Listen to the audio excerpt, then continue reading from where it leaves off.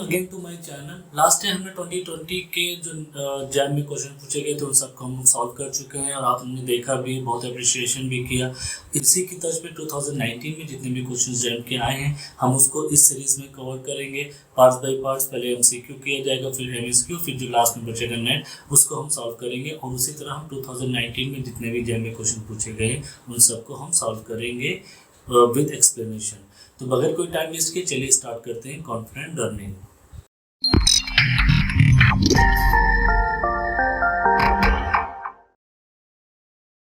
तो हमारा पहला क्वेश्चन है, पहला क्वेश्चन आपकी स्क्रीन पे क्या है, ये 1 नंबर के हैं। इसमें आपका विच of the following is associated with the divergent plate boundary. यहाँ पे ऑप्शंस हमको दिए गए, रिज है, ट्रेंच है, आइलैंड अर्क है, एक्रिएशनल प्रिज्म है। तो आपको पता है कि जो हमारी बाउंड्रीज होती हैं वो 3 तरह की डिफाइन होती है। एक डाइवर्जेंट होती है, कन्वर्जेंट होती है और ट्रांसफॉर्म बाउंड्री होती है। इसमें अलग अलग तरह के फीचर्स बनते हैं जिससे हमें डिसाइड होता है कि अगर हम डाइवर्जेंट प्लेट बाउंड्री पे हैं तो वहाँ पे हमारा मिड ओशियनिक रिजिड को फॉर्म होता है। जब हम कन्वर्जेंट बाउंड्री की बात करते हैं तो वो कन्वर्ज होती है, एक दूसरे से कोलाइड होती है, तो वहाँ पे किसी और तरह का फॉर्मेशन होता है। और ट्रांसफॉर्म बाउंड्री में कोई भी फॉर्मेशन नहीं होता है, कोई भी डिस्ट्रक्शन नहीं होता है। तो उसी तरह से हर एक फीचर्स का होता है। तो हम पहले एक्सप्लेनेशन देख लेते हैं कि इसमें क्या है। ये आप फिगर देख रहे हैं कि जहाँ पे आपका ये जो आपकी प्लेट्स एक दूसरे से मूव कर रही है, जब प्लेट एक दूसरे से मूव करती है तो वो डाइवर्जेंट प्लेट बाउंड्री कहलाती है। जब एक दूसरे की तरफ कन्वर्ज करती है तो उसको हम कन्वर्जेंट प्लेट बाउंड्री कहते हैं। तो ये डाइवर्ज करें तो यहाँ पे हमारा मिड ओशियनिक रिजेस बन रहा है जो सिंपली यहाँ पे आपको दिया गया है रिज के फॉर्म में। फिर यहाँ पे आप ट्रेंच बन रहा है। ट्रेंच आप देख रहे हैं जब एक दूसरे से कोलाइड कर रही है, जब कन्वर्जेंट हो रहा है तो वहाँ पे हम देख सकते हैं कि आपका ट्रेंच बन रहा है। उसी तरह और भी फीचर्स है कि वॉल्केनिक आर्क बन रहा है, फिर रिफ्ट जोन है, फिर आपका सबडक्शन जोन कहलाता है। तो इसी तरीके से सारे फॉर्मेशंस हो रहे हैं। तो इसका जो आंसर है कि आपको डाइवर्जेंट प्लेट बाउंड्री में क्या मिल रहा है, वो आपको रिज मिल रहा है। तो हमारा ऑप्शन ए होता है, 1 होता है। तो उसके साथ साथ मैं आपको और एक चीज़ बता दूं कि जो कन्वर्जेंट प्लेट बाउंड्री होता है वो एसोसिएटेड होता है आपका आइलैंड अर्क से एसोसिएटेड होता है, जो कि यहाँ पे आप देख रहे हैं is a type of volcanic अर्क। अब वहाँ पे आप ओशियनिक ट्रेंच को भी देखते हैं और एक्रेशनल प्रिज्म भी आपका कन्वर्जेंट प्लेट बाउंड्री से ही रिलेटेड होता है। और आपको समझिए कि जो एक्रेशनल प्रिज्म होता है ये आपका थर्स्ट फॉल्टिंग से ज़्यादा रिलेटेड होता है और ट्रांसफॉर्म बाउंड्री में कोई भी फॉर्मेशन, कोई भी डिस्ट्रक्शन नहीं होता है। चलिए हम अपने दूसरे क्वेश्चन की तरफ मूव करते हैं। ये कह रहा है कि share wave do not travel through the. आपको पता है कि जो हमारी वेव्स होती हैं, जो अर्थक्वेक में 2 तरह की वेव होती है, प्राइमरी और शेयर वेव्स। प्राइमरी वेव जो कि सभी मीडियम में ट्रेवल करती है, शेयर वेव्स हमारी लिक्विड में ट्रेवल नहीं कर पाती, सिर्फ सॉलिड में ट्रेवल करती है। तो हमको ये देखना पड़ेगा कि किस पार्ट में लिक्विड होता है। अगर उसमें लिक्विड होगा तो उसमें शेयर वेव ट्रेवल नहीं करेंगी। तो आप ये समझिए कि हमारा जो अपर कॉन्टिनेंटल क्रस्ट है, ये वाला अपर कॉन्टिनेंटल क्रस्ट है, ये आपका होली सॉलिड होता है। और आपका ये अगर आप देखेंगे ये हमारा फॉर्मेशन है अपर कॉन्टिनेंटल क्रस्ट, जो आपका पूरा टोटल का टोटल ये आपका होली सॉलिड होता है। और जो मेंटल होता है, मेंटल में आपका both upper and lower mental होता है। ये आपका इसमें क्या होता है, ये एक्चुअली में अपर मेंटल में आपको थोड़ा सा सेमी लिक्विडस मिलेगा, बट इतना फर्क नहीं होता है कि जितना कि आपका आउटर कोर होता है। ये जो कि आउटर कोर आपका पूरा का पूरा लिक्विड होता है, तो आपका जो शेयर वेव्स होती है आउटर कोर्स में ट्रेवल नहीं करती हैं। Moving to the next questions. आपका ये fossils of burrows and footprint are known as. जो फॉसिल्स होते हैं बोरोस के फुटप्रिंट, उनको क्या कहते हैं, क्या नाम कहा जाता है। एक एक करके हम एक्सप्लेनेशन देखेंगे कि एक एक एक्सप्लेनेशन में हमारे क्या है, बट आंसर हमारा ट्रेस फॉसिल्स है। तो हम एक एक एक्सप्रेशन को पहले समझ लेते हैं।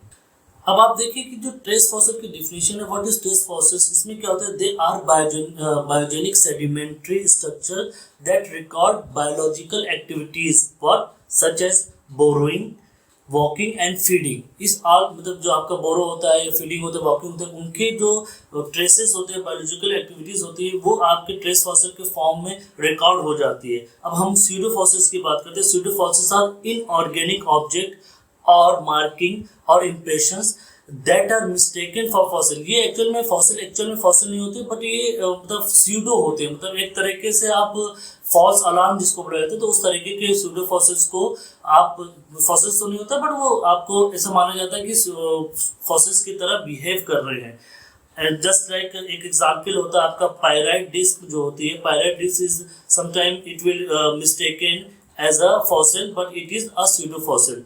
अब कार्पोलाइट्स की बात करें, they are fossilised animal faeces मतलब जो एक्सक्रीटा होता है, जो मतलब खाने के बाद जो आप एक्सक्रीट करते हैं तो उसको जो वो पूप, आप बेसिकली पूप कह सकते हैं, जो पूप होता है वो जब आपकी क्या कहते हैं प्रिजर्व हो जाता है तो उसको हम कोप्रोलाइट्स बोलते हैं। और बॉडी फॉसिल्स तो आपको पता ही क्या होता है, body fossil actual remains of living organism and are direct evidence of past life. तो हमारा जो ऑप्शन है फॉसिल्स और burrows and footprints are known as trace fossil. मैंने आपको एक एक के बारे में बता दिया कि स्यूडो फॉसिल्स क्या होता है, जो कि फॉसिल्स नहीं होते हैं। काप्रोलाइट्स क्या होता है, एक तरह का ये पू होता है, जो मतलब आपका एक्सक्रिएटा होता है वो आपका प्रिजर्व हो जाता है। फिर बॉडी फॉसिल्स आपको पता ही है कि क्या होता है, ये actual remains of the fossils होते हैं। Moving to the next question, horst and graben structure are typically formed by, मतलब जो हमारा हॉर्स और ग्रेवन स्ट्रक्चर होता है वो कैसे बनता है। आपको पता है कि हॉर्स एंड ग्रेवन एक्चुअली में होता क्या है कि जो नॉर्मल फॉल्ट्स होते हैं, आपको पता है कि फॉल्ट्स में आप जो अर्थ के टेक्टोनिक एक्टिविटी की बात करें तो उसमें कंप्रेशन लगता है और टेंशन लगता है। पुल अपार्ट को हम टेंशन कहते हैं। जब tensional stress responsive for normal fault, ये आपका कैसे बनता है कि जब आपका नॉर्मल फॉल्ट टेंशन स्ट्रेस से बनता है तो कुछ पार्ट नीचे चला जाता है, कुछ पार्ट ऊपर आ जाता है। जो पार्ट नीचे चले जाता है उसको ग्रेवन कहते हैं, जो पार्ट ऊपर आ जाता है उसको हॉर्स बोला जाता है। तो इस तरीके से एक सीरीज बन जाती है हॉर्स एंड ग्रेवन की। So these are the structure which are related to the normal faulting. तो हमारा ऑप्शन क्या होगा, नॉर्मल फॉल्टिंग होगा, जो कि ए हमारा ऑप्शन हो गया। Moving to the next question, ये हमारा Dicroidium is known from the Dicroidium. आप ये समझिए कि सबसे पहले ये कहाँ पे आ रहा है, आपको जेल में बार बार बोला कि गोंडवाना, जो हमारा गोंडवाना ग्रुप है, जो गोंडवाना सक्सेशन है, उसमें बहुत से फॉसिल होते हैं जैसे ग्लोब्सोटेरिस है और भी है। तो उसी में आपका डिक्रोडियम भी पाया जाता है। अब किस सीरीज में पाया जाता है, किस फॉर्मेशन में पाया जाता है वो हम देखेंगे। इसीलिए मैं बार बार कहता हूँ कि अगर आपको स्ट्रेटिग्राफी पढ़ना है तो पहले आप गोंडवाना को जरूर से पढ़ डालिए, उससे हर साल क्वेश्चन आता है और एक क्वेश्चन उसका कंपल्सरी आना ही आना है। तो चलिए हम एक एक करके देखते हैं। पहले हम ये समझते हैं कि डिक्रोडियम होता क्या। Dicroidium is a genus of fork leaf. ये बेसिकली लीफ का इंप्रेशन है, एंड इस कैरेक्टरिस्टिक्स ये आपका मिडिल गोंडवाना में पाया जाता है। The Parsora bed within the Parsora bed of the Panchet formation. Answer आपका जो है पंचेत फॉर्मेशन है, क्योंकि ये आपका मिडिल गोंडवाना में पाया जाता है। परसोरा आपका बेड जो है, परसोरा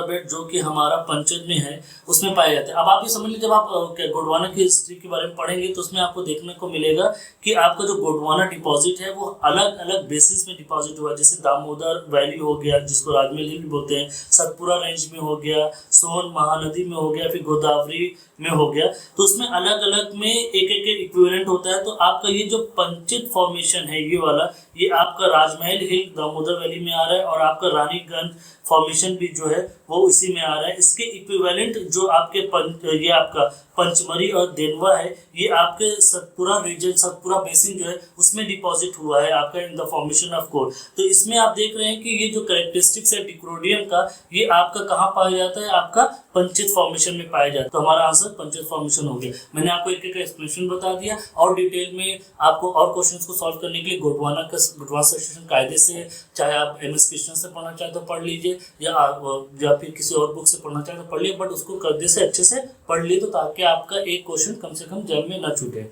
moving to the next question, Permian क्या है? This is just a geological time scale. अगर आपने मेरा वीडियो देखा होगा जियोलॉजिकल टाइम स्केल का, जिसमें याद करने का मैंने तरीका बताया था, वो यहाँ पे मैंने कुछ लिखा भी है कि फ्रेगमेंट केमिन, जो आपका प्री केमिन ऑडियोविजुअल सिल्यूरियन का कैसे आप याद कर सकते हो उसके लिए। बट यहाँ पे आपको पूछा गया है कि ये आपका इयॉन है कि एरा है कि इपोक है कि पीरियड है।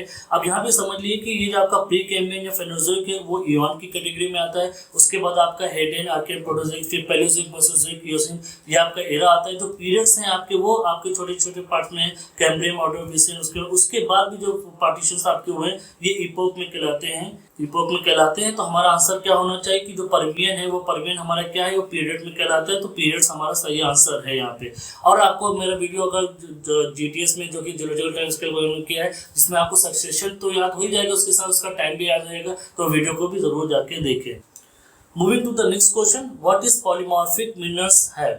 मीन्स पॉलीमॉर्फिक मिनरल्स है, मतलब जो पॉलीमॉर्फिक मिनरल होता है उसमें क्या होता है।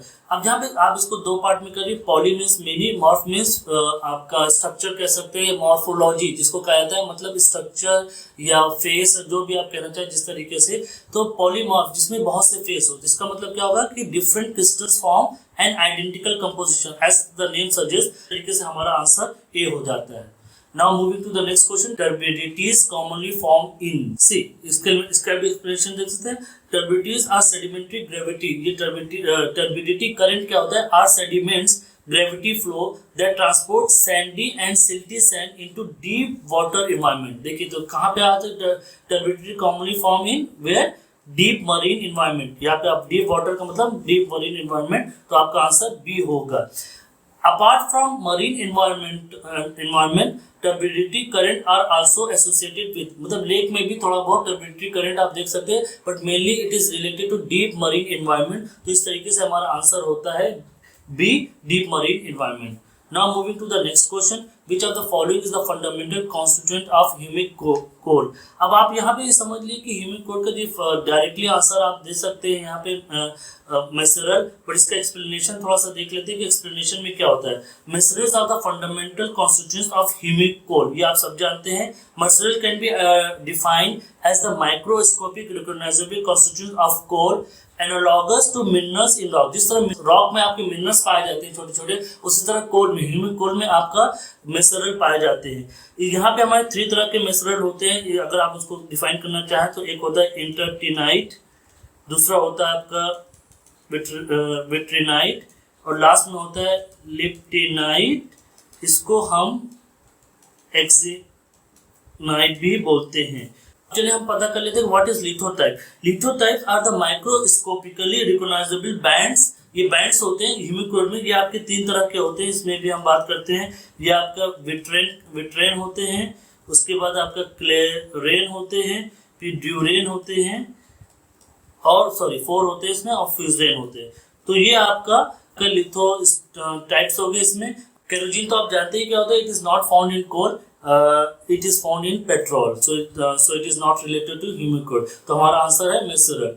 आज का जो हमारा एमसीक्यू का जो लास्ट क्वेश्चन है, जो कि 1 नंबर के हैं, उसके लास्ट क्वेश्चन को हम देख लेते हैं। Which of the following mineral assemblages characterise blue schist facies metamorphism of a mafic rock. देखिए अभी आप यहाँ पे ये समझ लीजिए कि मैंने लास्ट लेक्चर में अपने बताया था कि जो मेटामॉर्फिक फेसिस हैं जो कि हम लोगों ने पढ़े हैं, उसमें जैसे ब्लू शीट फेसिस हो गए, क्लोजाइट फेसिस हो गया, एम्फिब्राइट फेसिस हो गया। इसमें क्या होता है कि जो आपकी पेरेंट रॉक होती है, अगर पेरेंट रॉक डिफरेंट होगी तो आपका इन प्रोडक्ट दूसरा होगा, और उसी के हिसाब से आपके जो मिनरल्स फॉर्म होंगे वो डिफरेंट होंगे। हो सकता हो उसी ब्लू शीट फेसिस में आपके पास कोई और रॉक हो तो वो कोई और वो मिनरल्स बनाएंगे, और उससे कुछ और मेटामॉर्फिक रॉक बने। कहने का मतलब है कि जो आपकी पेरेंट रॉक है वो मैफिक है कि पेलेटिक है, मतलब कि सेडिमेंट्री रॉक है, तो डिफरेंटली आपको मेटामॉर्फिक रॉक मिलेगी। तो चलिए एक एक करके एक्सप्लेनेशन देखते हैं कि ग्लूफिन लॉसोनाइट किस में आएगा, किस फेसिस में आएगा, उसका पेरेंट रॉक क्या होगा। तो आपको पता है कि ग्लूफिन लॉसोनाइट जो आपका कैरेक्टरिस्टिक्स होता है, ये ब्लू शीट फेसिस का कैरेक्टरिस्टिक्स है, और ये आपका मैफिक रॉक की बात करते हैं। तब उसमें अगर आपका पेरेंट रॉक मैफिक रॉक होता है तभी ये आपको ग्लूकोफिन लॉसोनाइट आपको ब्लू शीट फेसिस में मिलता है। उसके बाद हॉर्नब्लिन प्लेजियोक्लेस प्लस एपिडोट प्लस गार्नेट की बात करें तो ये भी आपका मैफिक रॉक में मिलता है, और ये आपका एम्फिब्राइट फेसिस की बात करें तो उसमें आपको मिलेगा। फेंजाइट क्लोराइड प्लस गार्नेट, फेंजाइट जो है आपका कैरेक्टरिस्टिक मिनरल है पेलेलिटिक रॉक के लिए, जो कि आपका ब्लू शीट फेसिस में ही पाया जाता है। उसके साथ साथ आपको क्लोराइड और ग्रेनाइट भी मिलेगा। ओम्फासाइट गार्नेट जो है आपका, ये एक्लोजाइट फेसिस से रिलेटेड है, और ये भी मैफिक रॉक की, जब आपका पेरेंट रॉक मैफिक रॉक होता है तभी आपको ओम्फासाइट ग्रेनाइट एक्लोजाइट फेसिस में मिलेगा। तो मैंने आपको सारे एक्सप्लेनेशंस के लिए बता दिए। अब मैं बार बार कहता हूँ कि अगर इस तरह के क्वेश्चंस करना है, और हर साल इस तरह के क्वेश्चंस आते हैं, बस थोड़ा सा फॉर्मेशन चेंज होता है, तो इस चैप्टर का आप मेटामॉर्फिक फेसिस को अच्छे से पढ़ लेते हैं तो आपका 1 नंबर का क्वेश्चन कहीं नहीं गया है। आप कुछ मत करिए, पहले आप एक अपनी बेसिक्स बुक उठा लीजिए। एक बुक तो आपके पास डिफरेंस होनी चाहिए कि उससे तो आपको हमेशा पढ़ना ही पढ़ना है। फिर उससे इन बुक पढ़ने के लिए, जैसे अगर मेटामॉर्फिक की बात करें तो आप जेडी विंटर पे जा सकते हैं, या फिर कोई और दूसरी बुक होगी जैसे बेस्ट की बुक होगी तो उससे भी चैप्टर को पढ़ सकते हैं। बट वो तब जब आपका पहले बेसिक क्लियर हो जाए। बेसिकली मैंने आपको बताया था कि बुक्स कौन से रेफर कर सकते हैं, आप के एम बागर ले सकते हैं, परवीर सिंह ले सकते हैं, या कोई और दूसरी बुक ले सकते हैं, जिससे पहले आपको एक आइडिया हो जाए कि आपका लेवल क्या है। उसके बाद आप अपने आप को मूव ऑन करके जेडी विंटर तक जा सकते हैं, बेस्ट तक जा सकते हैं। या अगर आप पहले जेडी विंटर बेस्ट पढ़ना चाहते हैं और आपको समझ में आते हैं तो वेल एंड गुड, आप बहुत अच्छा कर रहे हैं। तो अभी तक के लिए इतना ही। मेरे वीडियो अगर आपको अच्छा लगा हो तो इसको ज़रूर शेयर करिए अपने दोस्तों से। इस चैनल को आप सब्सक्राइब कर दीजिए और लाइक बटन दबाना ना भूलें। तो अभी तक के लिए इतना ही। Thank you. आपका फिर से स्वागत है मेरे चैनल पे। फिर हम अपना 2019 के जो क्वेश्चन आंसर सीरीज हमने MCQ 01 से 10 कर लिया था, उसी को आगे बढ़ाते हुए हम 11 से 30 का जो क्वेश्चन हैं उसको आज सॉल्व करेंगे। और बगैर कोई टाइम इसके चलिए फिर स्टार्ट करते हैं कॉन्फिडेंट लर्निंग।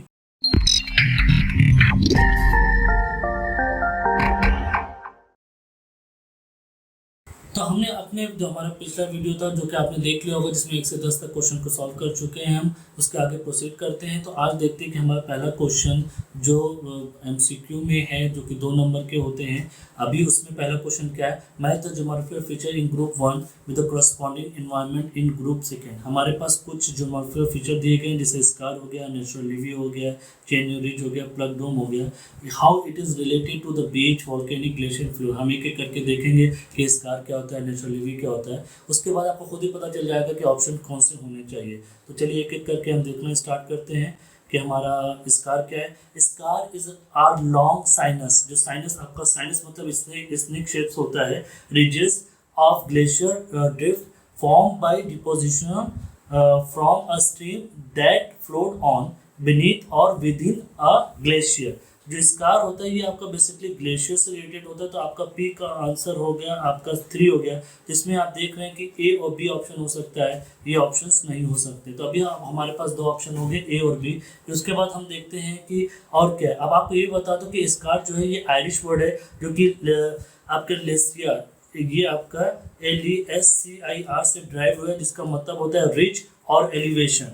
दूसरा हमारा नेचुरल लिवी है। नेचुरल लिवी आपको पता ही क्या होता है, these are the raised areas adjacent to a stream channel on both side. Both side की एक रिजेस मतलब थोड़ा सा एलिवेशन टाइप का हो जाता है कि जो रिवर बैंक होती है उनके साइड पे, तो उसको हम नेचुरल लिवीज कहते हैं।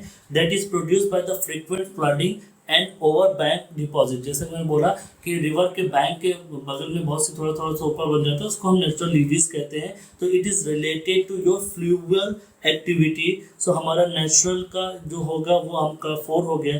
तो हमारा जो आपका Q4 आएगा आपका, तो आंसर तो हमारा ए हो गया। मतलब P3 को कर लिए Q, तो अभी इसको करने की जरूरत नहीं। अगर चेन और रिज भी नहीं मालूम, प्लग डोम भी नहीं मालूम, तो भी कोई बात नहीं, आप अपना ऑप्शन ए लगा के हट सकते हैं। बट आप फिर भी देख लेते हैं कि चेन और रिज क्या होता है। हो सकता है कल को आपको सिर्फ चेन और रिज दिया और ना दिया तो आप नहीं कर पाए। तो इस तरीके चलिए, अब चेन और रिज क्या होता है, are low and long ridges of sand, shelly sand and gravel surrounded by low lying mud flat और मार्शेस। मड फ्लैट और मार्शेस जो होते हैं उनसे होता है ये आपका। और basically channel ridge are found in beaches. ये आपका बेसिकली चैनल रिज जो होता है बीचेस में पाए जाते हैं। They are absent in the coastal with very high waves energy. As देखिए कोस्टल एरिया में नहीं होते क्योंकि वहाँ पे हाई वेव एनर्जी होती है। आपको पता है हाई वेव एनर्जी होती है कि फाइन पार्टिकल्स वहाँ पे बह जाएंगे, डिपॉजिट नहीं हो पाएंगे। तो इस वजह से वहाँ पे आपके चैनल रिजेस कोस्टल जोन में नहीं होती। Plug dome is simply related to your volcanic activity. It is also known as pitons and are produced by the viscous lava, and you know where lava is formed in the volcanic eruption during the volcanic eruption। तो आपका S आपका 2 होगा। तो मैंने option तो पहले ही बता दिया था, बट इसका नेचुरल लिवी चिना क्या होता है वो भी एक एक करके आपको एक्सप्लेन कर दिया। Moving to the next question. Next question हमारा यहाँ पे पैलेंटोलॉजी से रिलेटेड है। यहाँ पे कुछ आपको बायोवॉल्विया दिए गए हैं, जैसे ग्राइफिया, मिया, माइटिलस, पेक्टेन, और उनसे रिलेटेड कुछ एक्टिविटीज़ है। मोड ऑफ लाइफ है कि वो स्विमिंग वाले थे, कि अनअटैच थे, कि बोरोइंग एनिमल्स थे, या फिर सेसाइल बैसेट थे। तो एक एक करके हम एक्सप्लेनेशन को देखेंगे। यहाँ पे कुछ फिगर्स दिए गए हैं। ये आपका पी मतलब ग्राइफिया है, ये आपका मिया का फीचर है, ये माइटलस है, और ये आपका पेक्टेन है। तो इस तरीके से दिखते हैं, पर हम एक एक के बारे में जानेंगे कि ग्राइफिया होता क्या है। Gryphaea is also known as Exogyra. It was an epifaunal unattached. It is unattached free lying form of bivalve, ये अनअटैच्ड होता है तो आपका P का 2 हो गया, इसमें P2 हो गया, तो ये आपका दोनों एक्सक्लूड हो गया, तो या तो C होगा या तो D होगा, जैसा कि मैंने आपको बताया होता है। मिया क्या होता है, Mya is a soft shelled deep boring element होता है आपका, तो ये आपका Q3 होगा, डीप बोरिंग होता है, तो यहाँ पे ऑप्शन तो आपका C आ गया है अगर आपकी बात करें ऑप्शन की C की। बट हम फिर भी देख लेते हैं कि माइटिलस क्या होता है। प्लस आपका बाइसेली अटैच पेलिसिपॉड होता है, दैट इज एपी बाइसेल। आप अगर इस वर्ड्स को देखेंगे तो आपको थोड़ा सा पैलेंटोलॉजी के लिए पढ़ना पड़ेगा, मैं बताने लगूंगा तो थोड़ा टाइम जाएगा। मैं आपको, आप या तो जैन्स की बुक से पढ़ सकते हैं या फिर कोई और दूसरी बुक होगी जिसको आप रिफर करना चाहते हैं तो उसको भी देख सकते हैं। बाइसेट का मतलब क्या होता है उसके जानने के लिए। और जैसे मैंने आपको बार बार बताया कि ब्रैकियोपॉड से रिलेटेड बहुत से क्वेश्चन आते हैं या फिर बाइवॉल्व्स से रिलेटेड बहुत से क्वेश्चन आते हैं, तो इस फाइलम को आप पहले पढ़ लीजिए तो आपके जैब में काफ़ी क्वेश्चन आसानी से आ जाएंगे। फिर हम पेक्टिन की बात करते हैं कि what is pecten. Pecten is a scallop, is a lamellibranch that has a swimming life habit. ये आपका पेक्टिन जो होता है स्विमिंग लाइफ हैबिट होता है। They have symmetrical wing like auricles along their hinge for jet propulsion and tend to have a large umbonal angle. ये इसका definition था, अगर आप डिफिनेशन पढ़ेंगे पेक्टिन की तो होता है, बट उसकी जो मोड ऑफ लाइफ होती है वो this is related to swimming होता है। ग्राफिया का अनअटैच्ड होता है, ये फ्री लाइन होते हैं। मिया आपको मैंने जैसे बताया कि बोरोइंग बाइवॉल्विया होते हैं। ये थोड़ा डिस्क्रिप्शन था। अगर आप पैलेंटोलॉजी की कोई सी भी बुक रेफर करते हैं तो मैंने आपको टॉपिक बताया, बाइवॉल्विया पढ़िए, गैस्ट्रोपॉड पढ़ लीजिए। इस तरीके से क्वेश्चन आपके ज़्यादातर जैब में पूछे जाते हैं। Now moving to the next question. ये भी आपका पैलेंटोलॉजी से रिलेटेड है, जो कि इसमें पूछा गया which of the following changes occur during the evolution of the equidae. Equidae अगर आपको नहीं मालूम है तो अगर आप हॉर्स के बारे में जानते हैं तो हॉर्स की ही एक प्रजाति है, एक आप कह सकते हैं फाइलम है, इक्विडेट कहलाते हैं। इसमें क्या क्या चेंजेस आए ड्यूरिंग द एवोल्यूशन, जैसे इंसानों में बहुत से चेंजेस आए, उसी तरह हॉर्सेस में क्या चेंजेस आए, उसी को हम एक एक करके देखेंगे, उसके एक्सप्लेनेशन को जानेंगे। पहले इक्विडेट की बात कर लिए। What is equidae. Equidae is sometime known as the horse family, is the taxonomy family of horse and related animal। Already related animal जैसे कि हॉर्स आपकी तरह जैसे जेब्रा दिखता है, आपको डोंकी दिखता है, और come in that equidae family and many other species known only from fossil. कुछ तो फॉसिल्स में हैं, कुछ अभी भी उसी तरह इवॉल्व हुए हैं। तो इस तरीके से आपको हॉर्स मिल रहे हैं, डोंकी मिल रहे हैं इक्विडेट से। अब हमको ये देखना है कि इक्विडेट जब इवॉल्व हुए तो उसमें क्या क्या चेंजेस आए। पहले क्या बोला कि नंबर ऑफ लेटरल डिजिट्स और टो इंक्रीजेस। जो लेटरल डिजिट इंक्रीज हुआ तो टो इंक्रीज हुआ है। Decrease in हिप्सोडोंटी। हिप्सोडोंटी ये 30 से रिलेटेड होता है, जो आपके पीछे के दांत होते हैं, तो उसमें क्या चेंजेस आए उससे रिलेटेड है। Lengthening of the skull in front of the orbit. Skull की जो लेंथ होती है, ये जो मतलब जो वो स्कल की जो लेंथ है उसकी बात करें। फिर लिम्ब रेशियो रिमेन्स कांस्टेंट, जो आपका लिम्ब का रेशियो है, बॉडी और लिम्ब का रेशियो तो वो कांस्टेंट है कि नहीं। Lengthening of the skull in front कहते थे, जो आपका जो घोड़े का जो शेप होता है जो इस तरीके से आता है, तो उसकी लेंथनिंग की ये बात करें तो हम एक एक करके देखते हैं कि क्या होता है। देखिए, सब जो prominent changes was the lengthening of the skull in front of the orbital eyes forming a muzzle. ये आपका जो हॉर्स का शेप होता है जो इस तरह का होता है, ये मुंह है, मेरी ड्राइंग इतनी अच्छी नहीं है, तो इस फॉर्म को हम क्या क्या म्यूजिक बोलते हैं। तो जो पहला चेंजेस आया, जो प्रोमिनेंट चेंजेस है, that is your lengthening of the skull in front of the orbital. और देखते हैं अभी नंबर ऑफ लेटर का क्या मतलब है कि number of lateral toes in limbs decreases with evolution. ये डिक्रीज किया है, इंक्रीज नहीं किया है, making all the limbs one toe, एक ही टो हो गया। फिर उसके बाद करते हैं हिप्सोडोंटी की बात करते हैं। It is increases with evolution, ये डिक्रीज नहीं हुई है, ये इंक्रीज हुई, हिप्सोडोंटी इंक्रीज हुई विद एवोल्यूशन। फिर लिम्ब रेशियो की बात करते हैं, the limb ratio did not remain constant, the limb lengthen with gradual shifting of the ankle and wrist away from the toe। ये भी आपका लिम्ब रेशियो रिमेन कांस्टेंट नहीं, ये चेंज हुआ है, तो ये कोई भी ऑप्शन नहीं है। सिर्फ ऑप्शन आपका क्या है, lengthening of the skull in front of the orbit हुआ है, तो हमारा ऑप्शन सी हो गया यहाँ पे। Now moving to the next question, which of the following rocks occur typically in the ductile shear zone. Ductile shear zone आपका basically related to earthquake से है यहाँ पे, और ये सारे के सारे ऑलमोस्ट ये भी आपका फॉल्ट से रिलेटेड है। ये आपका सीडोटेक्लाइट है, ये आपका मेल्टिंग से रिलेटेड है, और बेसिकली मेल्टिंग फ्रॉम वेयर, ये जो इम्पैक्ट होता है उससे रिलेटेड है। Basically pseudotachylite is related to your meteoric impact. फिर गॉज और ब्रेक से आपको पता है कि फॉल्ट रिलेटेड एक्टिविटी, जब फ्रिक्शंस होता है तो फ्रिक्शन से जो फॉल्ट मूवमेंट होता है, फॉल्ट जी जब ये फॉल्ट बनते हैं तो फॉल्ट के अलॉन्ग जो मूवमेंट होता है, तो इसमें जो रॉक क्रश हो जाती है, जो क्रशिंग हो जाती है, उसमें या तो गॉज बनता है या फ्रिक्शन होता है, जिसको फॉल्ट गॉज या फॉल्ट ब्रेक से बोला जाता है। तो आपको ये पता था। और जो माइलोनाइट होती है, ये माइलोनाइट आपकी डक्टाइल शियर जोन में होती है। डक्टाइल शियर जोन आपको कहाँ मिलता है आपको पता है, अर्थक्वेक जो कि आपको 10 to 15 किलोमीटर डीप होता है, जिसका टेम्परेचर 250 डिग्री से 300 डिग्री सेंटीग्रेड होता है, तो वहाँ पे आपको माइलोनाइट मिलने की संभावना ज़्यादा रहती है। जैसे कि मैंने आपको बताया कि mylonite is totally related to ductile shear zone, तो आपका आंसर होना चाहिए यहाँ पे डी, माइलोनाइट। चलिए फिर हम मूव करते हैं अपने नेक्स्ट क्वेश्चन पे। It is related to structure geology. इसमें आपको एक फिगर 1, 2 एंड 3 दिया गया है, जिसमें कुछ रॉक टाइप रिपीट हुए हैं, P Q R Q P, P Q R P Q R, R Q P Q R, इस तरीके से दिया है। इसमें क्या कहा गया ये देख लेते हैं कि P is the oldest one. P आपकी सबसे ओल्ड है, मैं यहाँ पे मार्क कर दे रहा हूँ उसको, जो ओल्ड वाली है आपकी। और उसके बाद आपका जो आर है, मैं आर को इस तरीके से मार्क कर दे रहा हूँ, जो कि आर आपकी यंगेस्ट है, तो यंगेस्ट को मैंने आपको डाउन कर दिया यहाँ पे। अब हमको देखना है कि ये फीचर्स आपका क्या बताता है, उसको एक एक करके हम देख लेते हैं। चलिए हम एक्सप्लेनेशन की तरफ बढ़ते हैं। फिर पहले मैं थोड़ा आपको मैप के बारे में बता दूं कि मैप में ये आपका बेसिकली ये प्रोजेक्शन है, मतलब जो आपको फील्ड में मिला है उसको ड्रॉ किया गया है मैप में, कि रिपीटिशन दिखाए गए, तो वो इसका मतलब क्या पहले ये समझिए।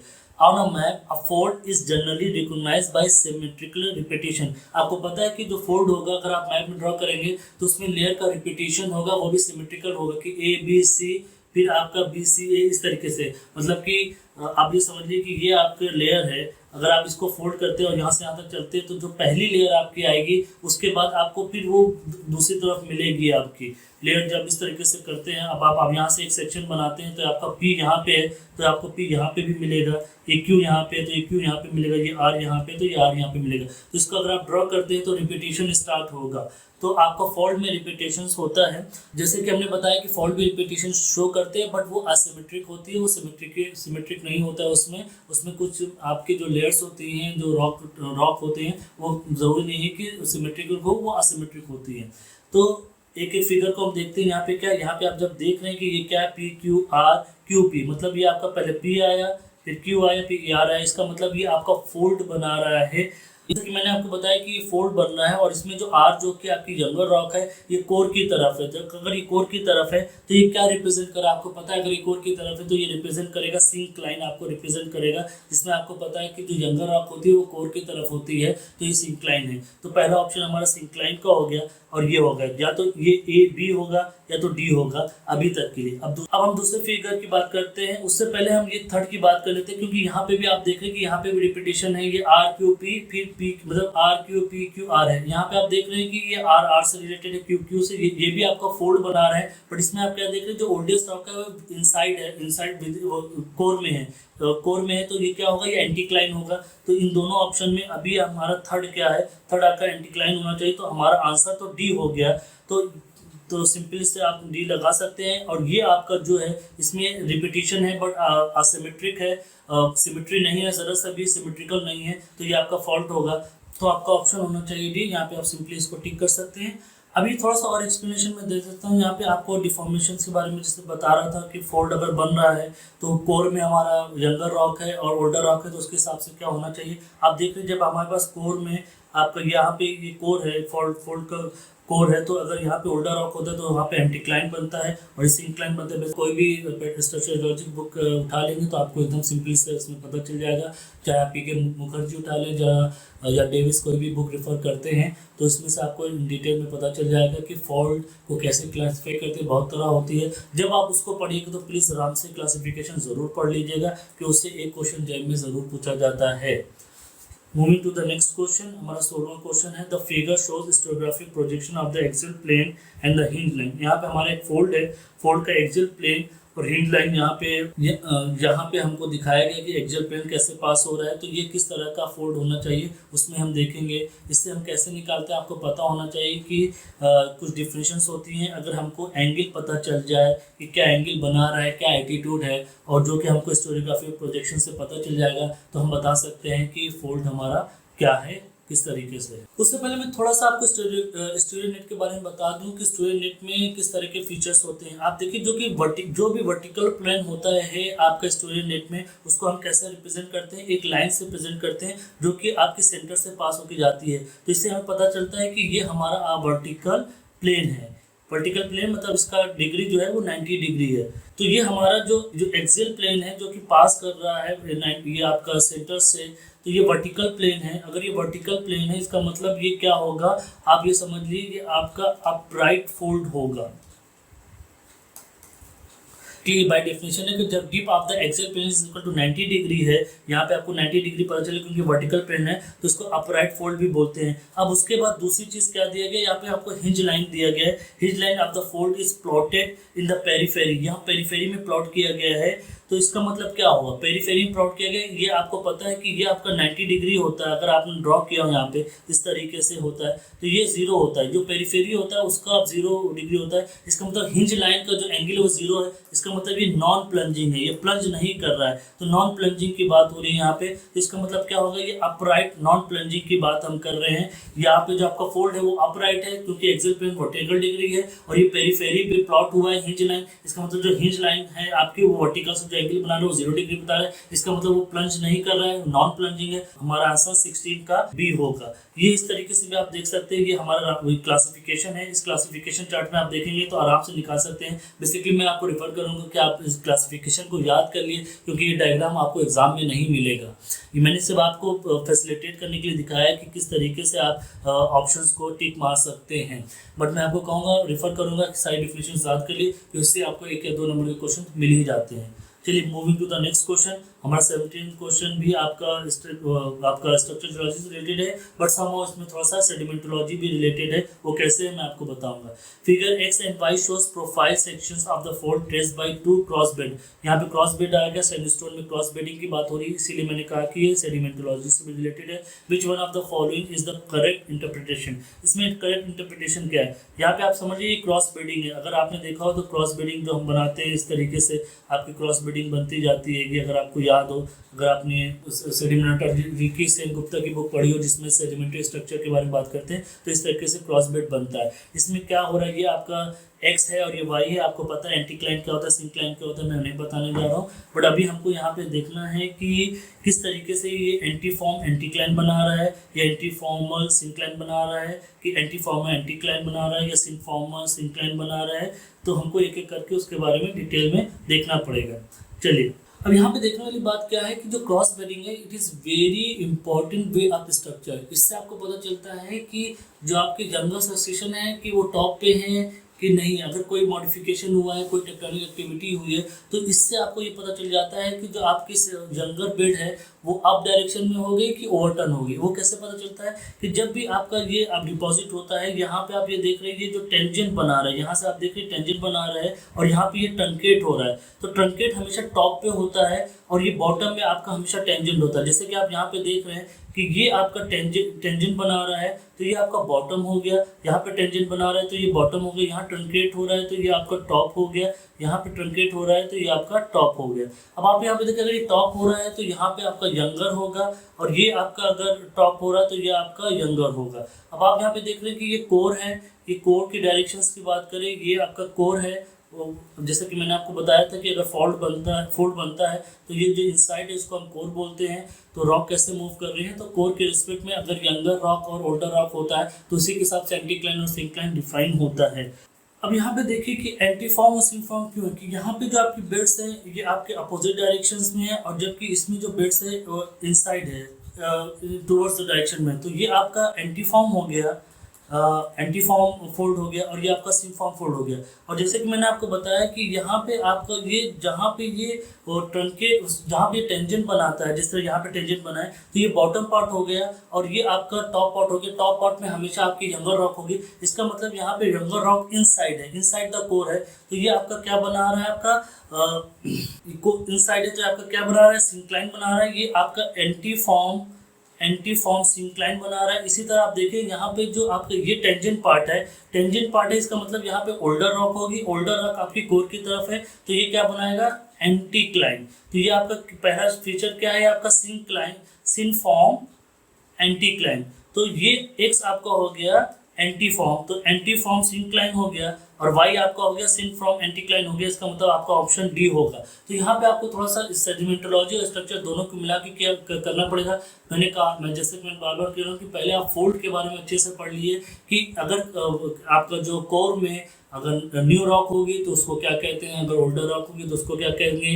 तो इसी तरीके से अब हमारा सेडिमेंट्री स्ट्रक्चर से, इस सेडिमेंट्री स्ट्रक्चर से हमें पता चलता है कि वे अब क्या है, कि यंगर रॉक की डायरेक्शन क्या है। वो डिफरेंट स्ट्रक्चर्स होते हैं। अगर सेडिमेंट्री के स्ट्रक्चर के बारे में थोड़ा सा आप पढ़ लेंगे तो आपको पता चल जाएगा। क्रॉस बेडिंग उसी तरह का एक होता है, उसमें आपको ये पता चलता है कि जब आपका टेंजेंट है, टेंजेंट से आपको बॉटम में होता है, फिर जैसे जहाँ से ट्रंकेट होता है तो वहाँ पे आपको यंगर रॉक मिलती है। तो वही फीचर लगा के हमने यहाँ पे सिंक्लाइन और एंटीक्लाइन का फंडा लगा के आंसर को निकाला है। तो ये हमारा ऑप्शन जैसे मैंने कि हम लोग बता दिए कि डी है आपका, यहाँ पे आप देख भी रहे हैं। Now moving to the next question, ये भी आपका स्ट्रक्चर जियोलॉजी से रिलेटेड है। On a geological map of a flat area the plunge direction of the antiformal anticline is. तो चलिए हम एक्सप्लेनेशन देख लेते हैं। ये बेसिकली सिंपल डिफिनेशन बेस्ड आपका ऑप्शन है कि एंटीफॉर्मल एंटीक्लाइन का जो प्लंजिंग डायरेक्शन होती है it is toward the fold closure. और फोल्ड क्लोजर क्या होता है कि fold closure indicate the direction in which the limb convert, जो आपकी लिम्ब्स होती है फोल्ड की वो किधर कन्वर्ट करती है वो आपका फोल्ड क्लोजर बताता है। तो इस टोटली सिंपली आपका एंटीफॉर्मल एंटीक्लाइन में ये आपका जो आपका प्लंज डायरेक्शन होगा वो टुवर्ड द फोल्ड क्लोजर होगा।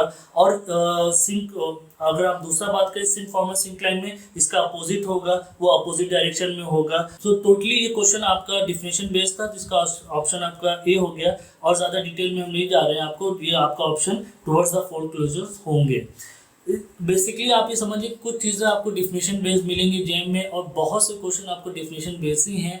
जैसे कि मैंने, अगर आपने मेरा सिलेबस वाला वीडियो देखा होगा जिसमें मैंने बताया था कि किस तरीके से आपको प्रिपरेशन करना है, मिनरोलॉजी, स्ट्रक्चर जियोलॉजी, इकोनॉमी और थोड़ा बहुत जनरल जियोलॉजी के पार्ट्स को कवर करते हैं तो बहुत अच्छे से आप कवर कर लेते हैं। इग्नियस मीडियम ऑफ पेडोलॉजी को मत भूलिएगा। तो इस तरीके से अगर आप इतना सिलेबस भी कवर कर लेते हैं तो आप अच्छी रैंक जेम में ला सकते हैं। बाकी मेरे वीडियोस तो आप देख के रहे क्वेश्चन सॉल्व करने के लिए। चलिए moving to the next question.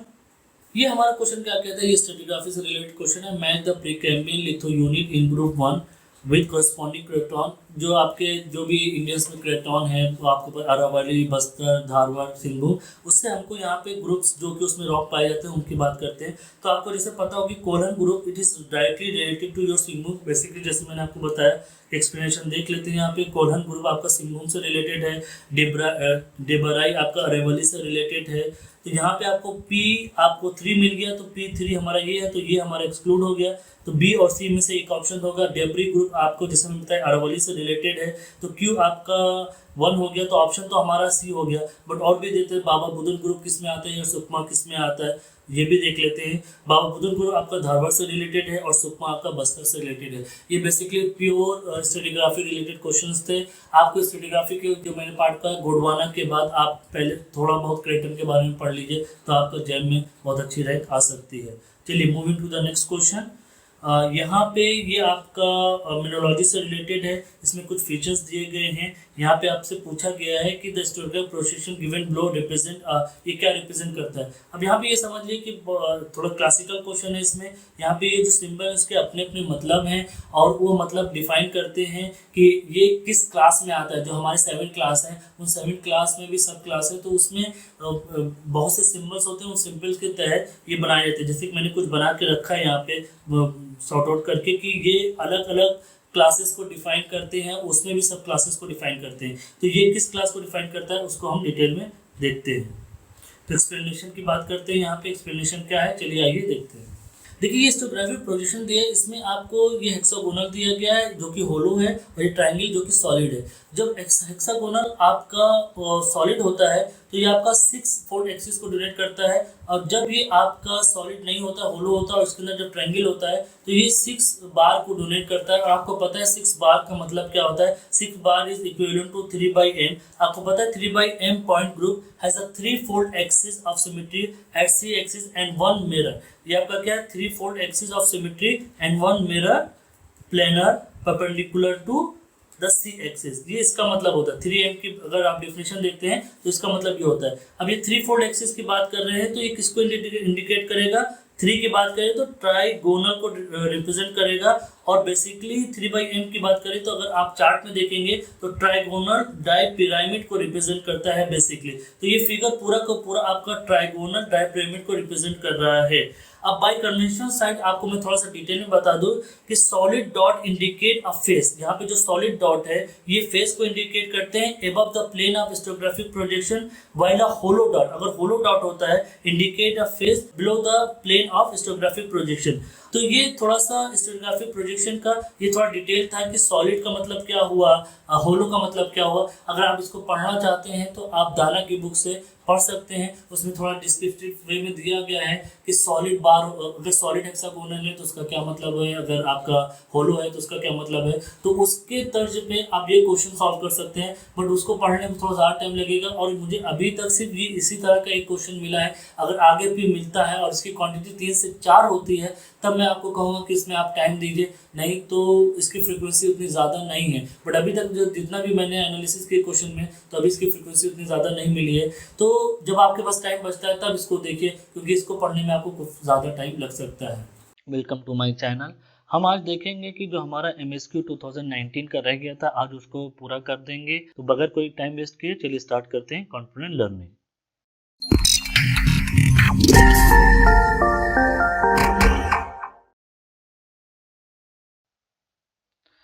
इसमें जो पहला क्वेश्चन है वो क्या कह रहा है ये समझिए यहाँ पे। Which of the following statement is और correct for a plot strontium versus rubidium of a rock which has evolved in a close system. यहाँ क्लोज सिस्टम में बात की जा रही है। इसको आप ऐसे समझिए कि आपको जो डी के कांस्टेंट होता है D is equal to D0 plus n into e की पावर लैम्डा t माइनस 1। उसी में आपका जो पेरेंट रॉक होता है यहाँ पे क्या होता है, यहाँ पे हमारा D क्या है, D is present number of daughters elements और D0 आपका क्या है, number of daughter present initially.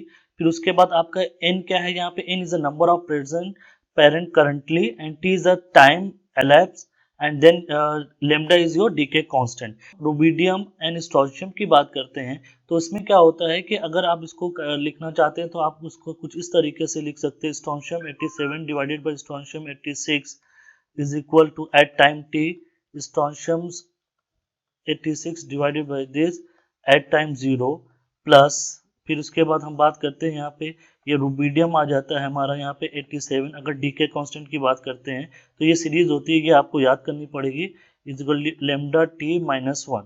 तो ये आपकी सीरीज बनती है जिसको आप कंपेयर करते हैं y is equal to mx plus c के फॉर्म में आ जाता है। यहाँ पे आपका c ये है और m आपका ये स्लोप होता है और आपका ये ये x ये है और ये e की पावर लेमडा t माइनस 1 ये आपका स्लोप है और y ये आपका ये। इसको हम आइसोक्रोन भी बोलते हैं जब इसको हम प्लॉट करते हैं। तो आइसोक्रोन याद रखिएगा क्योंकि यहाँ पे ये वर्ड आपको दिया गया है आइसोक्रोन।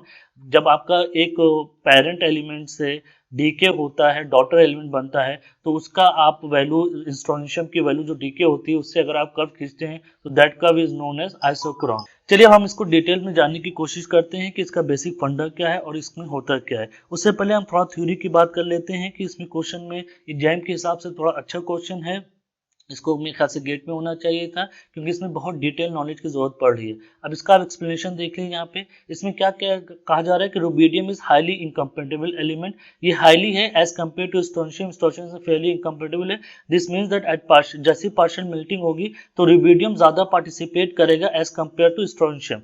चलिए हम डिटेल में यहाँ पे जानने की कोशिश करते हैं। यहाँ पे हम क्या कहते हैं, first note that at time t is equal to 0। यहाँ पे अगर जो हमारा time t is equal to 0 है, जहाँ पे स्ट्रोंशियम 87 डिवाइडेड बाय स्ट्रोंशियम के इसका जो रेशियो है t0 पे, यहाँ पे हमारे रुबिडियम का रेशियो क्या है। यहाँ पे एक एक एलिमेंट की हम बात करते हैं, ये A हो गया, ये B, ये C, ये D हो गया। इसमें अगर बात करते हैं तो इसमें क्या होता है, वे strontium were isotopically homogeneous strontium this was the same in every minerals। इसमें क्या होता है, जब होमोजीनियस है स्टार्टिंग में एक्टिंग में 0, ये जो होगा सभी मिनरल में सेम होगा, such as at the time of the crystallization of the igneous rock। in nature however each minerals in the rock is likely to have different amount of strontium। But इसमें क्या होता है कि strontium 87 तो same होता है but rubidium 87 DK होना start हो जाता है। जब डीके होगा तो ये रुबिडियम डीके होता है तो ये जो रेशियो होता है ये आपका डिक्रीज होने लगता है, जबकि स्ट्रोंशियम 87 अपॉन स्ट्रोंशियम 86 का रेशियो आपका कांस्टेंट बना रहता है। तो हम देखते हैं कि टाइम t 0 से लेके टाइम t तक क्या प्रोसेस होता है और ये क्या कहलाता है, इसी को हमको देखना है और यही हमको क्वेश्चन में पूछा गया है। चलिए आगे देखते हैं। इसमें क्या है, इसमें एक चीज और समझ लीजिए, ये जो आपका एरो है, the arrow with negative slopes, ये आपका जो एरो है ये नेगेटिव स्लोप क्यों है समझ लीजिए। आपका ये आपका जो अगर आपका इससे एंगल जो बनाता है ये वाला एंटी क्लॉकवाइज डायरेक्शन में, तो वो आपका पॉजिटिव स्लोप होता है, जबकि ये आपका क्लॉकवाइज डायरेक्शन में आपको वैल्यू लेनी पड़ रही है, तो ये आपका क्या है, ये नेगेटिव स्लोप है। चलिए अभी हम यहाँ पे देखते हैं, यहाँ पे हमने 3 रॉक लिए, rock A, rock B, rock C. इसमें क्या है, at time t is equal to 0 initially rubidium is to strontium, जो रुबिडियम स्टोनशियम का जो रेशियो है is different for all the sample as different minerals takes in element in differing ratio. But जो आपका strontium जो इसका जो ratio होगा ये आइडेंटिकल होगा, क्योंकि केमिकल बिहेवियर सेम है यहाँ पे आपके रॉक के। अब देखिए क्या होता है कि जैसे ही आपका time t is equal to 1 होता है, जब पासेज ऑफ टाइम होता है t इज इक्वल टू 1 यहाँ की बात करते हैं, तो इसमें क्या होता है कि रुबिडियम डीके करता है by emission of beta. Beta emission से रुबिडियम आपका डीके होता है। जब रुबिडियम डीके होगा तो रुबिडियम की जो क्वांटिटी होगी वो डिक्रीज करेगी। जब रुबिडियम क्वांटिटी डिक्रीज करेगी तो रुबिडियम अपॉन स्टोनशियम का जो रेशियो होगा ये भी डिक्रीज करेगा। तो इसमें क्या होगा, जो रॉक ए होगा वो आपका यहाँ पे A1 बनाएगा, ये B B1 बनाएगा, C C1 बनाएगा। तो ये जो लाइन आप देख रहे हैं ये वाला, इसको हम क्या बोल रहे हैं, जो वैल्यू से दिखा रहे हैं, that is known as your evolution of different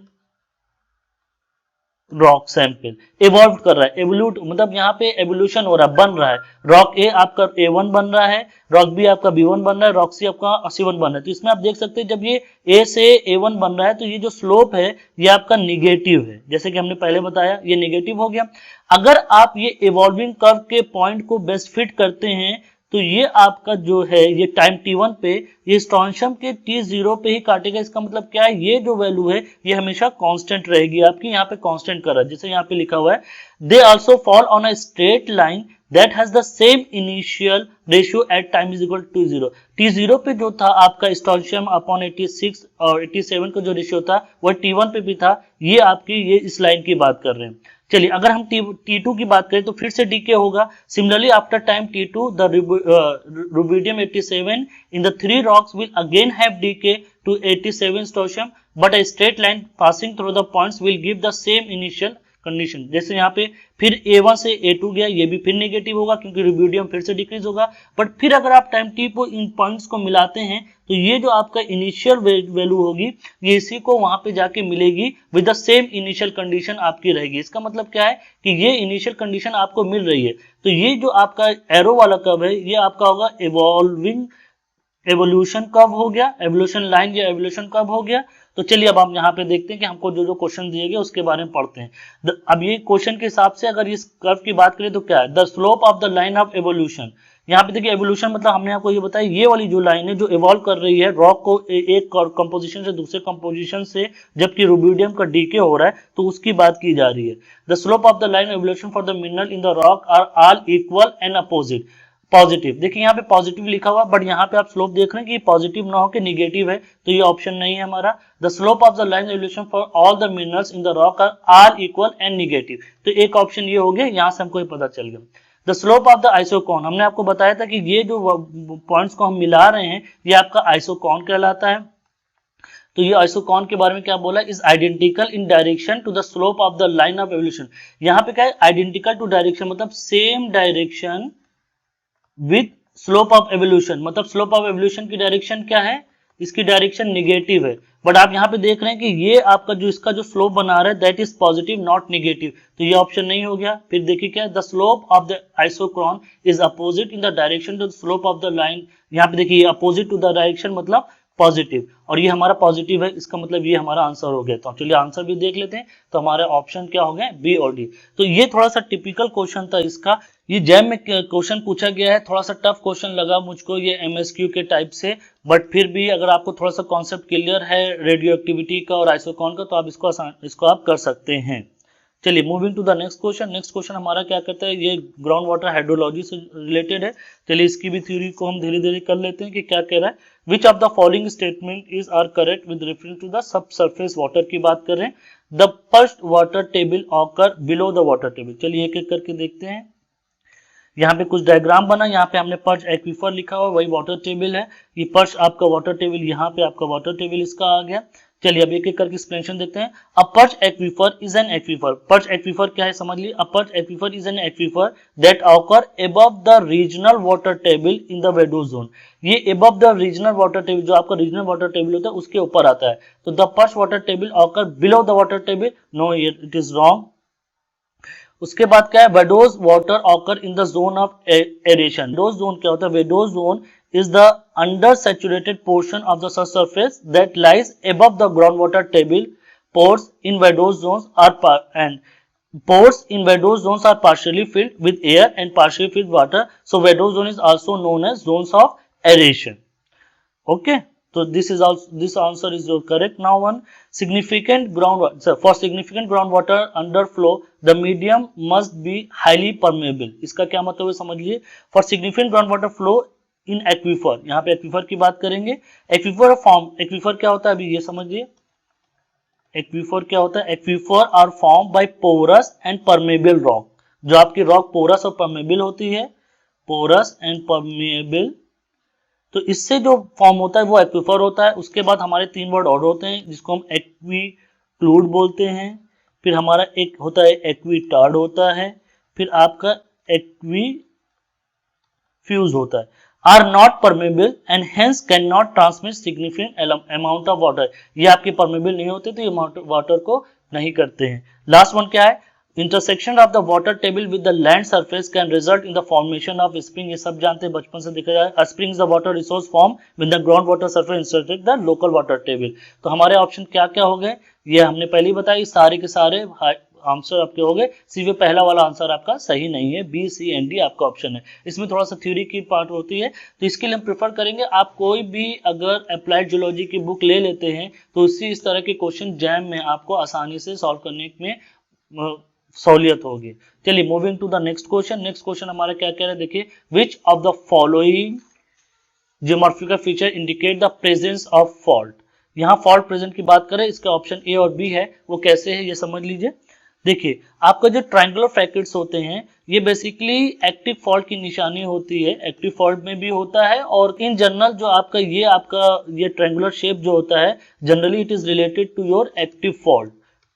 topography अगर किसी ने कोई भी अगर आपका गुजरात या उस जोन पे गया होगा तो भुज अर्थक्वेक के बाद वहां पे ऐसे बहुत से फीचर्स देखे गए हैं। फिर उसके बाद देखिए सडन टोपोग्राफिकल जंप जो होता है इट इज बेसिकली, देखिए यहाँ पे क्या है, ये सडन टोपोग्राफिकल जंप की बात कर रहे हैं। It is related to your fault scarp, ये भी आपका फॉल्ट से ही रिलेटेड है। और अगर आपको अभी देखना हो तो ये एक्टिव फॉल्ट में आपको बहुत आसानी से फॉल्ट स्कार्प दिख जाएगा।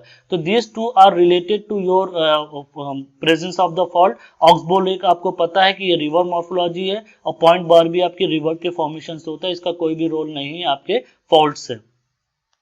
यहाँ पे आप देख रहे कुछ हमने बनाने की कोशिश की, ये आपकी रिवर मॉर्फोलॉजी से रिलेटेड पॉइंट बार है और ऑक्सबो लेक है। और ये फॉल्ट स्कार्प जो आपका है यहाँ पे, जो कि यहाँ पे बोला गया सडन टोपोग्राफिक जंप, ये आपका फॉल्ट स्कार्प से रिलेटेड है।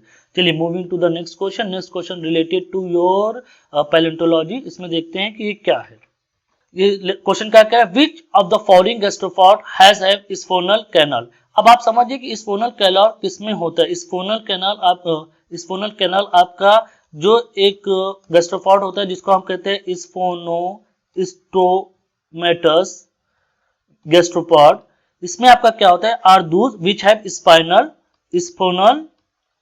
कैनाल। इसमें स्फोनल कैनाल होता है, it is marked by siphonal notch. अब आप ये समझ लीजिए कि ये सारे के सारे ये जो आपको एग्जाम्पल दिए गए हैं, ये गैस्ट्रोपॉड ये दिए गए हैं, ये सारे के सारे it is related to your extant siphonostomatous. ये सारे के सारे आपके स्फोनोस्टोमेटस है। इसका मतलब ये सारे के सारे गैस्ट्रोपॉड है, इसका मतलब इन सारों में आपका स्फोनल कैनाल पाया जाता है। तो सारा आंसर आपका क्या होगा, all are above is your answer, A, B, C and D। Very simple था। इसमें देखिए इसको सिंपल हम इसलिए कह रहे हैं कि आपको थोड़ा थोड़ा एक्सप्लेनेशन तो आपको थ्योरी पढ़नी पड़ेगी, सब कुछ ट्रिक से नहीं होगा। जो MSQ टाइप के जितने भी क्वेश्चन है जैम में, उसके लिए आपकी थोड़ी सी थ्योरी क्लियर होनी चाहिए। Moving to the next question क्या है वो देखते हैं। नेक्स्ट क्वेश्चन हमारा है which of the following is are mode of preservation of the fossil. Fossil preservation के मोड की बात करें, इसमें देखते हैं। इस अभी चलिए थोड़ा सा एक्सप्लेनेशन में यहाँ पे देखते हैं क्या है। Small organism gate trap on viscous resin secreted by tree. अगर ये आप बात करें तो ये आपको याद होगा, डायनासोर मूवी आई थी उसमें देखा होगा कि ये जो आपका क्रिस्टल इसमें दिखाया था, इसमें से एक मॉस्किटो रहता है जिसमें से वो उसका डीएनए एक्सट्रैक्ट करके डायनासोर बनाते हैं। तो that is related to your point A. तो ये आपका प्रिजर्वेशन ऑफ फॉसिल्स हो गया। दूसरा अभी यहाँ पे लीफ की बात करते हैं तो लीफ क्या है, leaf preserve as thin films of carbon. ये क्या है, इज अ कंप्रेशन, ये आपका compression and type of fossils, ये भी फॉसिल्स होता है आपका फॉसिल्स प्रिजर्वेशन, ये आपका preserve type of fossil preservation होता है। आल्सो प्लांट मटेरियल में प्रिजर्व बाय पेट्रिफिकेशन, जो प्लांट मटेरियल होता है that can also preserve by the petrification. Also आपको मोल्ड्स के बारे में पता होगा, this are the moulds and cast. आप देख सकते हैं मोल्ड्स क्या है, कास्ट क्या है। Moulds are negative impression of the hard part of the organism and are an extremely common method of fossil preservation. यहाँ पे आप देखिए ये आपका आंसर हो गया। ये क्या है, negative impression of the hard part of, negative impression को ही मोल्ड्स कहते हैं। ये जो आपका negative impression that is known as your mould. और कास्ट जो होता है आपका पॉजिटिव इंप्रेशन होता है। Mineral growth that branch like form, ये जो आपका लास्ट वाला है दैट इज ये आप कह सकते हैं ये स्यूडो फॉसिल्स है। ये एक्चुअल में फॉसिल होता नहीं है बट स्यूडो फॉसिल की तरह बिहेव होता है। यहाँ पे आप देखिए इम्प्रिंट्स है that is seems like a fossil preservation of the fossil, but ये है नहीं, ये फन लाइक है। इसको इस तरीके से आप कहते हैं mineral growth that branch like forms are not actually fossil but pseudo fossils. A crystal dendrite is one that develop with a typical multi branching like tree like forms. यहाँ पे आप देखते हैं ये डेंड्रिटिक पैटर्न की तरह show करता है और ये कंफ्यूज करता है एज अ फॉसिल, बट ये फॉसिल नहीं है, ये स्यूडो फॉसिल है। तो ये लास्ट वाला ऑप्शन आपका नहीं होगा। तो moving to the next question क्या कहता है, select the pairs that are correctly match. इसमें मैचिंग करनी है, ये आपका कैसे होगा ये देखते हैं। अब इसमें देखिए एक को हम डिस्कस करते हैं, फिर उसके बाद देखते हैं कि क्या हो सकता है। Lathi formation, Pinjor formation, Panchet formation, Kota formation, ये सारे के सारे किस फॉसिल से रिलेटेड है और एज में दिया गया तो इसकी बात करते हैं। अब हम यहाँ पे देखते हैं कि ये हमारा जो लाथी फॉर्मेशन है, Pinjor formation, Panchet formation, Kota formation, ये कैसे कैसे है और क्या है। आंसर आपका ए और सी होगा। कैसे होगा हम उसको आपको बताते हैं। जो आपका लाथी फॉर्मेशन होता है ये आपका अर्ली टू मिडिल जुरासिक की बात करते हैं और ये आपके राजस्थान में होता है। ये टेरेस्ट्रियल बेड्स है कंटेन फॉसिल वुड। आपकी जो राजस्थान में टेरेस्ट्रियल बेड्स है फॉसिल वुड को कंटेन करती है, तो इसलिए आपका आंसर ये ए है। पिंजोर फॉर्मेशन की बात करते हैं तो पिंजोर आपका अपर शिवालिक है, ये आपका अपर शिवालिक बेड है। ये आपका प्लेस्टोसीन की बात होती है यहाँ पे। ये आपका मशहूर है प्रोबोसिडियन फॉसिल के लिए। It is like your elephas and this is elephas means elephant और and जो हमने लिखा and स्टेगोडेन, ये भी आपका एक एलिफेंट की प्रजाति के लिए होता है। तो आपका ये जो आपका पिंजोर फॉर्मेशन है इसमें क्रिटेशियन एमोनाइट के बारे में बात की है, बट ऐसा नहीं ना, पिंजोर फॉर्मेशन आपका एलिफेंट्स के लिए जाना जाता है। तो ये आंसर कट गया आपका। फिर इसके बाद है पंचेत फॉर्मेशन। पंचेत फॉर्मेशन जो आपका है ये आपका लोअर ट्राइसिक एज की बात करते हैं and it is your middle Gondwana. ये मिडिल गोंडवाना का पार्ट है, ये मिडिल गोंडवाना का पार्ट है। ये मशहूर है रेप्टाइल्स के लिए, तो इसीलिए आंसर आपका सी सही है। फिर कोटा फॉर्मेशन की बात करते हैं। कोटा फॉर्मेशन जो आपका है ये आपका है अर्ली जुरासिक, ये अर्ली जुरासिक की बात करते हैं।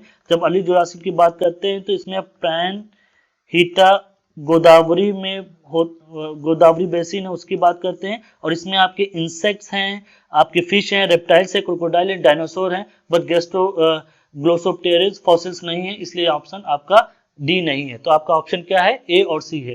फिर मैं कह रहा हूं कि एमएसक्यू के लिए आपको पढ़ना ही पड़ेगा, डिटेल में जाना ही पड़ेगा। तो आप पहले या तो परवीन सिंह की बुक उठा लीजिए या फिर के एम बैंगर की बुक उठा लीजिए और थ्योरी थोड़ा थोड़ा पढ़ना स्टार्ट कर दीजिए। चलिए moving to the next question. Next question हमारा क्या, choose the reaction indicating metamorphism of pelites as T is equal to greater than 600 degree centigrade and P is less than 8 किलोबार।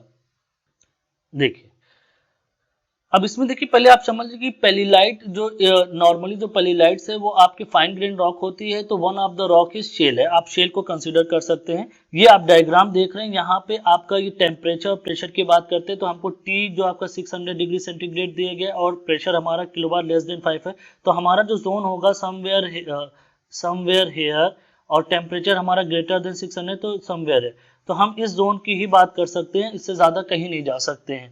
तो इसमें अगर आप देखेंगे तो आपके हिसाब से क्या होना चाहिए, मस्कोवाइट प्लस क्वार्ट्ज सिलिमनाइट के फेल्सबार H2O, और उसके बाद क्या है आपका, ये दो आंसर आपके होंगे, वो कैसे होंगे मैं आपको बताता हूँ।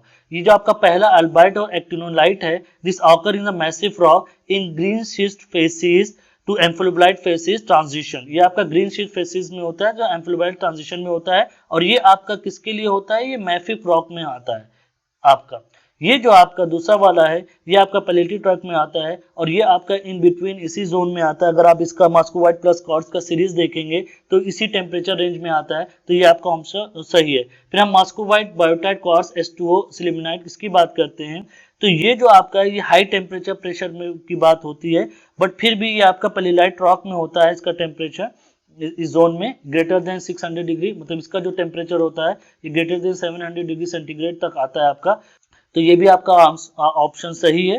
फिर आपका जो अल्बाइट जेडाइट और क्वार्ट्ज है ये आपका हाई प्रेशर मेटामॉर्फिज्म है, इसका जो प्रेशर इज ग्रेटर देन 8 किलोबार से ज्यादा होता है और ज्यादा होता है, बट ये 8 किलोबार से ज्यादा होता है, तो ये आपका जोन इसमें नहीं आता है। तो आपके ऑप्शन जो है as per pressure and temperature ये आपके बी और सी है, देख सकते हैं आप। और इसमें देखिए समझने वाली बात क्या है कि आपको नहीं समझ में आ रहा होगा कि ये आपके कैसे आप निकालेंगे, इसको निकालने का तरीका क्या है, ये जो आपकी फेसिस हैं जो मेटामॉर्फिक फेसिस है कि ग्रीन शीज एम्फिलोब्लाइट ग्रेनुलाइट इक्लोजाइट, तो इसमें जो कैरेक्टरिस्टिक मिनरल्स होते हैं वो आप जान लीजिए, उसको याद करना ही पड़ेगा आपको। तो उससे आपको जब आप ग्रीन शीज फेसिस की बात करेंगे तो आपके पास कैरेक्टरिस्टिक मिनरल रहेगा, तो आपको पता है ग्रीन शीज फेसिस का जो टेम्परेचर वो कहाँ से कहाँ तक होता है, तो आप मिनरल से इसको कोरिलेट करके आंसर निकाल सकते हैं। अब इसमें क्या होता है कि जो आपका मेटामॉर्फिज्म होता है वो मैफिक रॉक के लिए होता है, फेल्सिक रॉक के लिए होता है, पैलेटिव रॉक के लिए होता है, तो हर के लिए अलग अलग होता है। जैसे ही रॉक चेंज होती है आपके मिनरल्स चेंज हो जाते हैं, उसी के अकॉर्डिंगली आपका कंपोजिशन भी चेंज हो जाता है, तो वो चीज को आपको याद करना है। Moving to the next question, select the correct statement. इसमें करेक्ट स्टेटमेंट क्या है ये देखते हैं। Laccolith are convex upward whereas lopolith are convex downward bodies. Laccolith can form from any type of magma whereas lopolith, यहाँ पे लोकोलिथ and lopolith की बात चल रही है, हमको उसी के बारे में डिस्कस करना है। चलिए एक एक करके देखने की कोशिश करते हैं क्या है। पहले तो आप समझिए कि लोपोलिथ और लोकोलिथ की बात कर रहे हैं, यहाँ पे देखिए ये हमारा लोकोलिथ है और ये हमारा लोपोलिथ है, ठीक है। यहाँ पे अब देखिए lopolith and laccolith both are concordant structure है, ये दोनों के दोनों आपके कॉर्डेंट स्ट्रक्चर है, ये आपको पता ही है अगर आपने बेसिक जियोलॉजी की बुक पढ़ी होगी। उसके बाद क्या देखिए लोकोलिथ, अब हम लोकोलिथ की बात करते हैं। लोकोलिथ आर, यहाँ पे देखिए लोकोलिथ आपका ये कॉन्वेक्स क्या है, कॉन्वेक्स अप है, इसका मतलब क्या लोकोलिथ आर कॉन्वेक्स अप, तो ये आपका पहला आंसर सही हो गया आपका, ठीक है।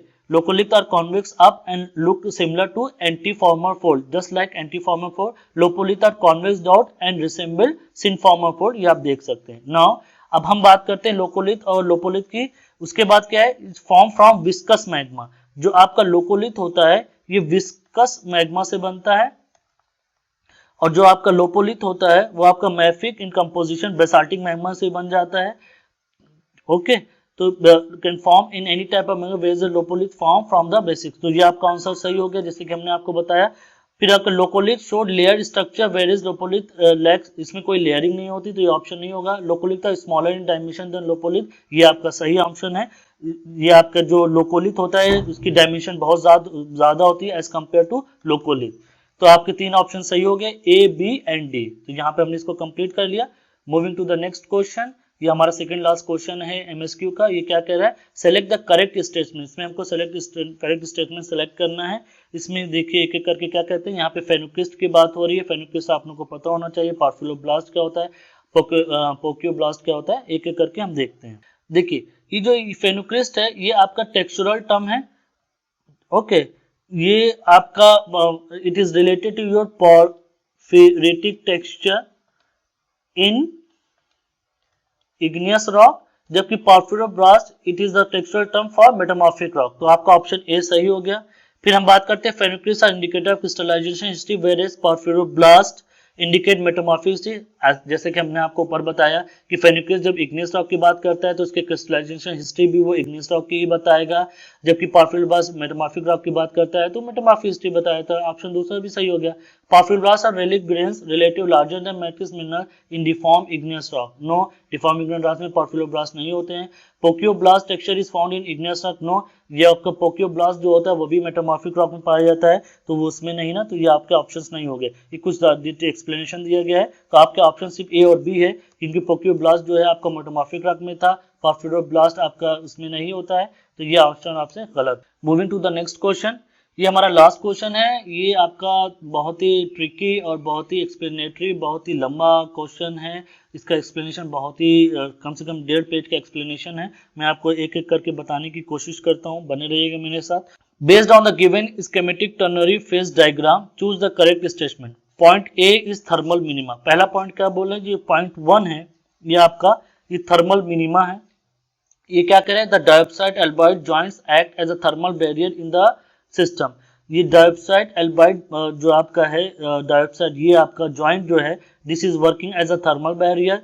Point 2 and point 3 are ternary eutectic. ये 2 और 3 आपका टर्नरी यूटेक्टिक है। मेल्ट ऑफ कंपोजिशन एक्स, ये एक्स का कंपोजिशन है, give rise to the rock containing nepheline and albite. यहाँ पे नेफ्लिन और एल्बाइड देगा, डाइऑक्साइड क्यों नहीं देगा, यहाँ पे इन्होंने क्यों नहीं ऐड किया है ये नहीं पता। तो ये आपका जो ऑप्शन है ये कंडीशनल ऑप्शन है, यहाँ पे आपका ये कंडीशनल है। तो इसलिए यहाँ पे अगर आप कोई भी बुक्स उठा के देखेंगे एमएसक्यू की इसके आंसर की, तो आपको मिलेगा कि ये वाला आपका कंडीशनल ऑप्शन है, और यहाँ पे आपको ये क्वेश्चन को ही बोला गया है कि गलत पूछा गया है। इसका एक्सप्लेनेशन बहुत लंबा है, हम एक एक करके आपको बताते हैं, तो सुनते रहिएगा।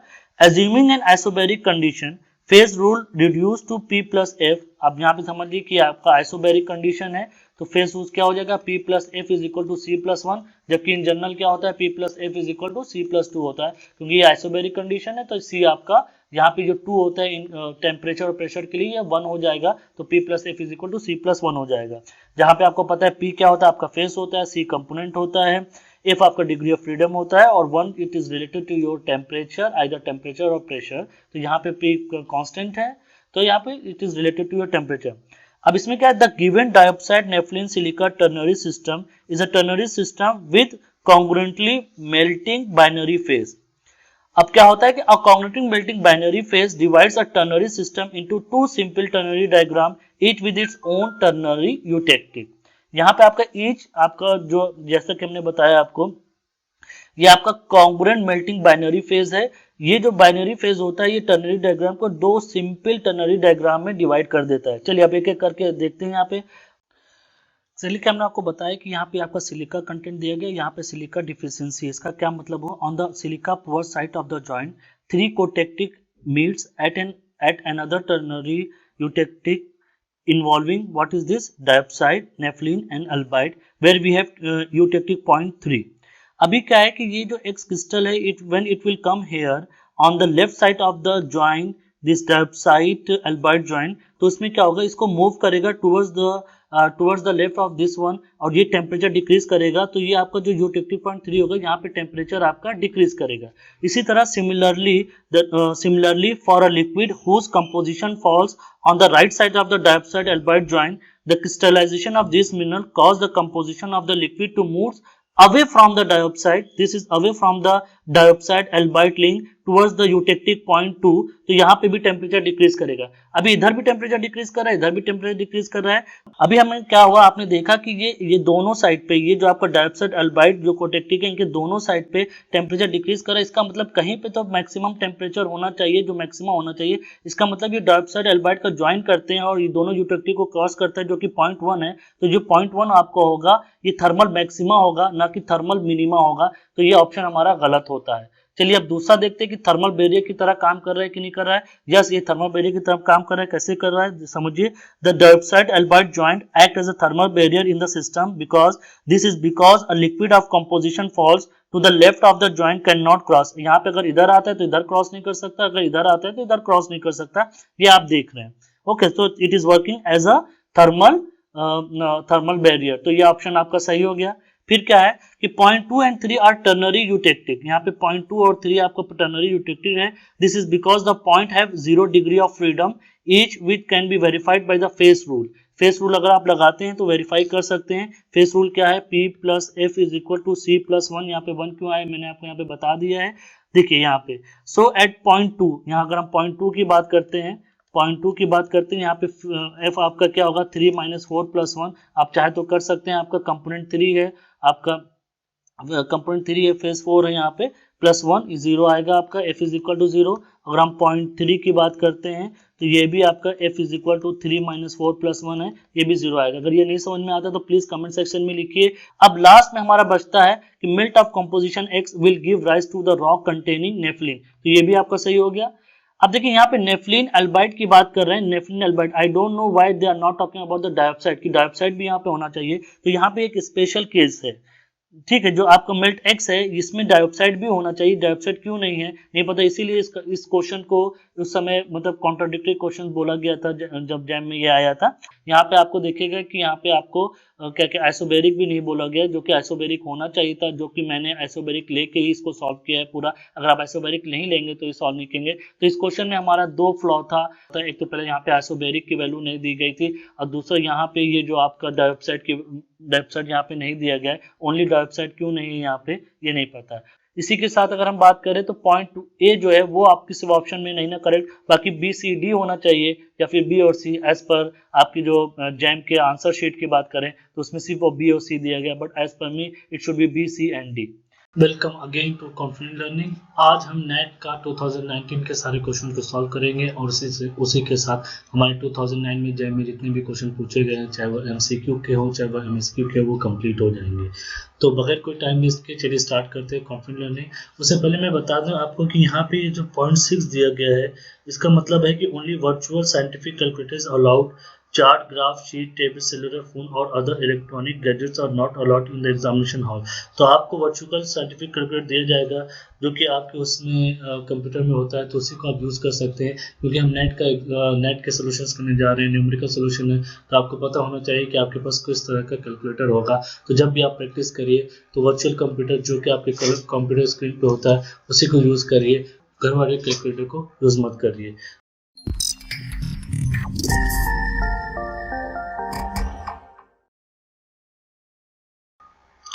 तो हमारा पहला क्वेश्चन है, the intensity of the earthquake of magnitude 8 on the Richter scale is greater than the intensity of the earthquake of magnitude 8 on the scale of by. कितने टाइम्स ये होगा? आपको पता है कि जो हमारी इंटेंसिटी स्केल होती है वो आपकी लॉगरिथमिक स्केल होती है, तो उसमें जो 10 पॉइंट्स होते हैं वो 10 की पावर में शो करते हैं। वो आपका 10 होता है, फिर आपका 100 होता है, फिर 1000 होता है।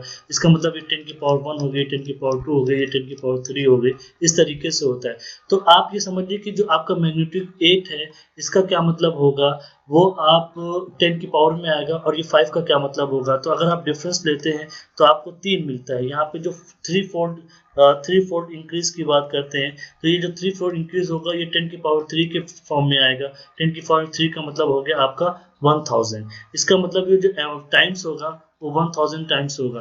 तो इस तरह के क्वेश्चन को हम तरीका हमारा ये होगा लगाने का, जिसमें आपका लॉगरिथम जो आपका मैग्नीट्यूड स्केल होती है वो लॉगरिथम स्केल होती है, उसमें जो पावर होती है वो 10 100 मतलब 10 की पावर्स में होती है। तो अगर 3 फोल्ड है इसका मतलब 10 की पावर 3 है।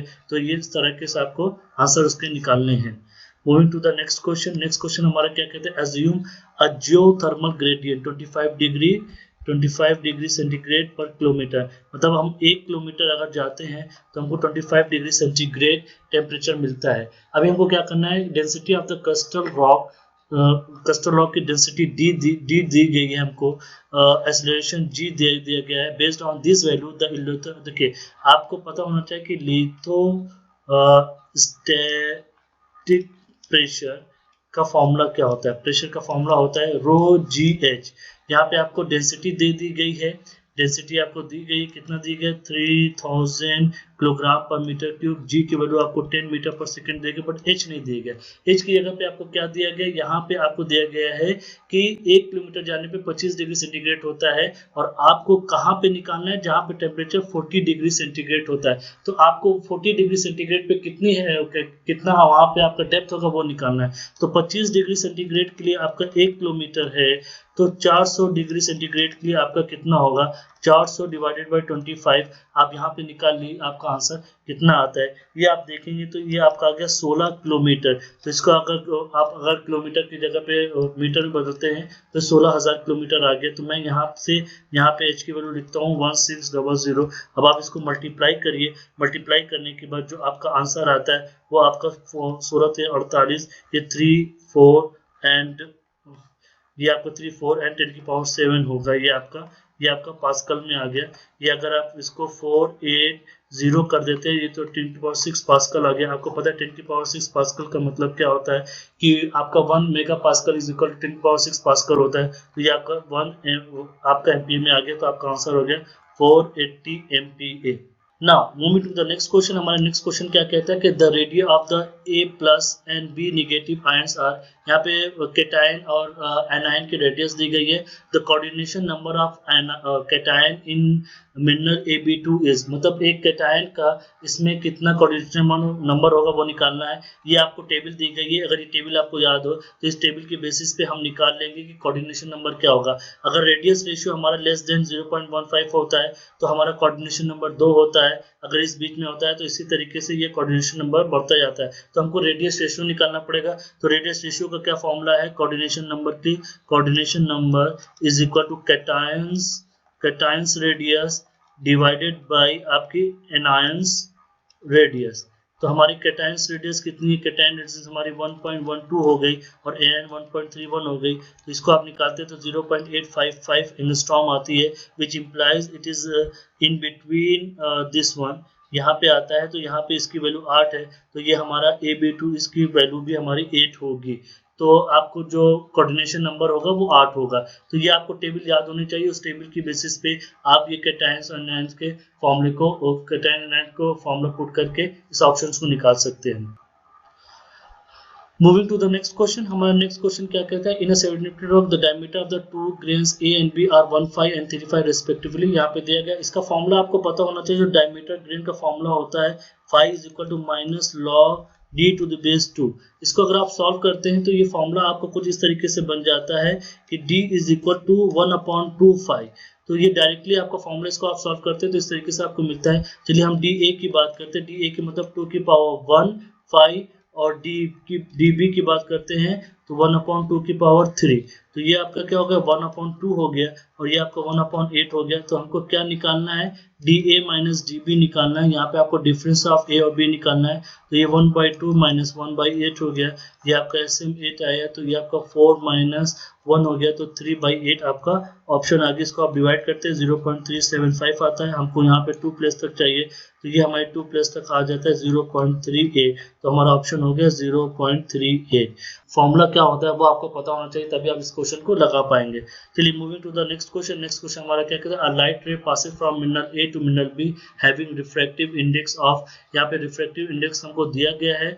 The limiting value of the angle of incidence above which the light ray undergoes total internal reflection. Total internal reflection बताना है हमको। अगर आपने फिजिक्स पढ़ा होगा तो टोटल इंटरनल रिफ्लेक्शन के बारे में आप जानते हो कि मैं उस डिटेल में नहीं जाता हूँ। हमको ये देखना है कि रिफ्रैक्टिव इंडेक्स से हम वो कैसे निकालते हैं, हम उस पर बात करते हैं। उससे पहले हम कुछ वैल्यूज लिख देते हैं कि हमको Na दिया गया है आपका 1.750 और NB दिया गया है 1.430। अब आपको पता है कि टोटल जो आपका साइन थीटा होता है, साइन थीटा क्रिटिकल के लिए आपका क्या होना चाहिए, N2/N1। मतलब आपको तभी वो रिफ्लेक्ट होगी, तो आपको पता है अच्छे से वेलोसिटी जैसे जैसे नीचे जाके बढ़ती जाएगी तभी वो ऊपर आ जाएगा और आपका टोटल इंटरनल रिफ्लेक्शन हो जाएगा। तो उसके लिए आपका साइन थीटा सी क्या होना चाहिए, क्रिटिकल एंगल क्या होना चाहिए, N2/N1 होना चाहिए। तो हम यहाँ से फिर से फॉर्मूला निकालते हैं रिफ्लेक्शन इंडेक्स से। ये N2 आपका बेसिकली ये NB है है और ये n1 आपका na है, तो इसके हिसाब से अगर आप फॉर्मूला निकालते हो तो na आपका दिया, nb दिया गया 1.430 डिवाइडेड बाय 1.750, तो साइन थीटा सी आपका हो गया यहाँ पे 0.817 और theta C is equal to sine inverse 0.817। इसको आप सॉल्व करते हैं तो आपको थीटा सी देता है आपका 54.7856। अब यहाँ पे आपको कितने प्लेस तक जाना है, 1 प्लेस तक जाना है, तो आपको आंसर सिर्फ दिखना है 54.8, आप आंसर लिख सकते हैं। आपको पता होना चाहिए कि टोटल इंटरनल रिफ्लेक्शन के लिए क्या होना चाहिए। आपको पता है कि जैसे जैसे दूर जाता जाएगा तो आपको इंटरनल रिफ्लेक्शन होगा।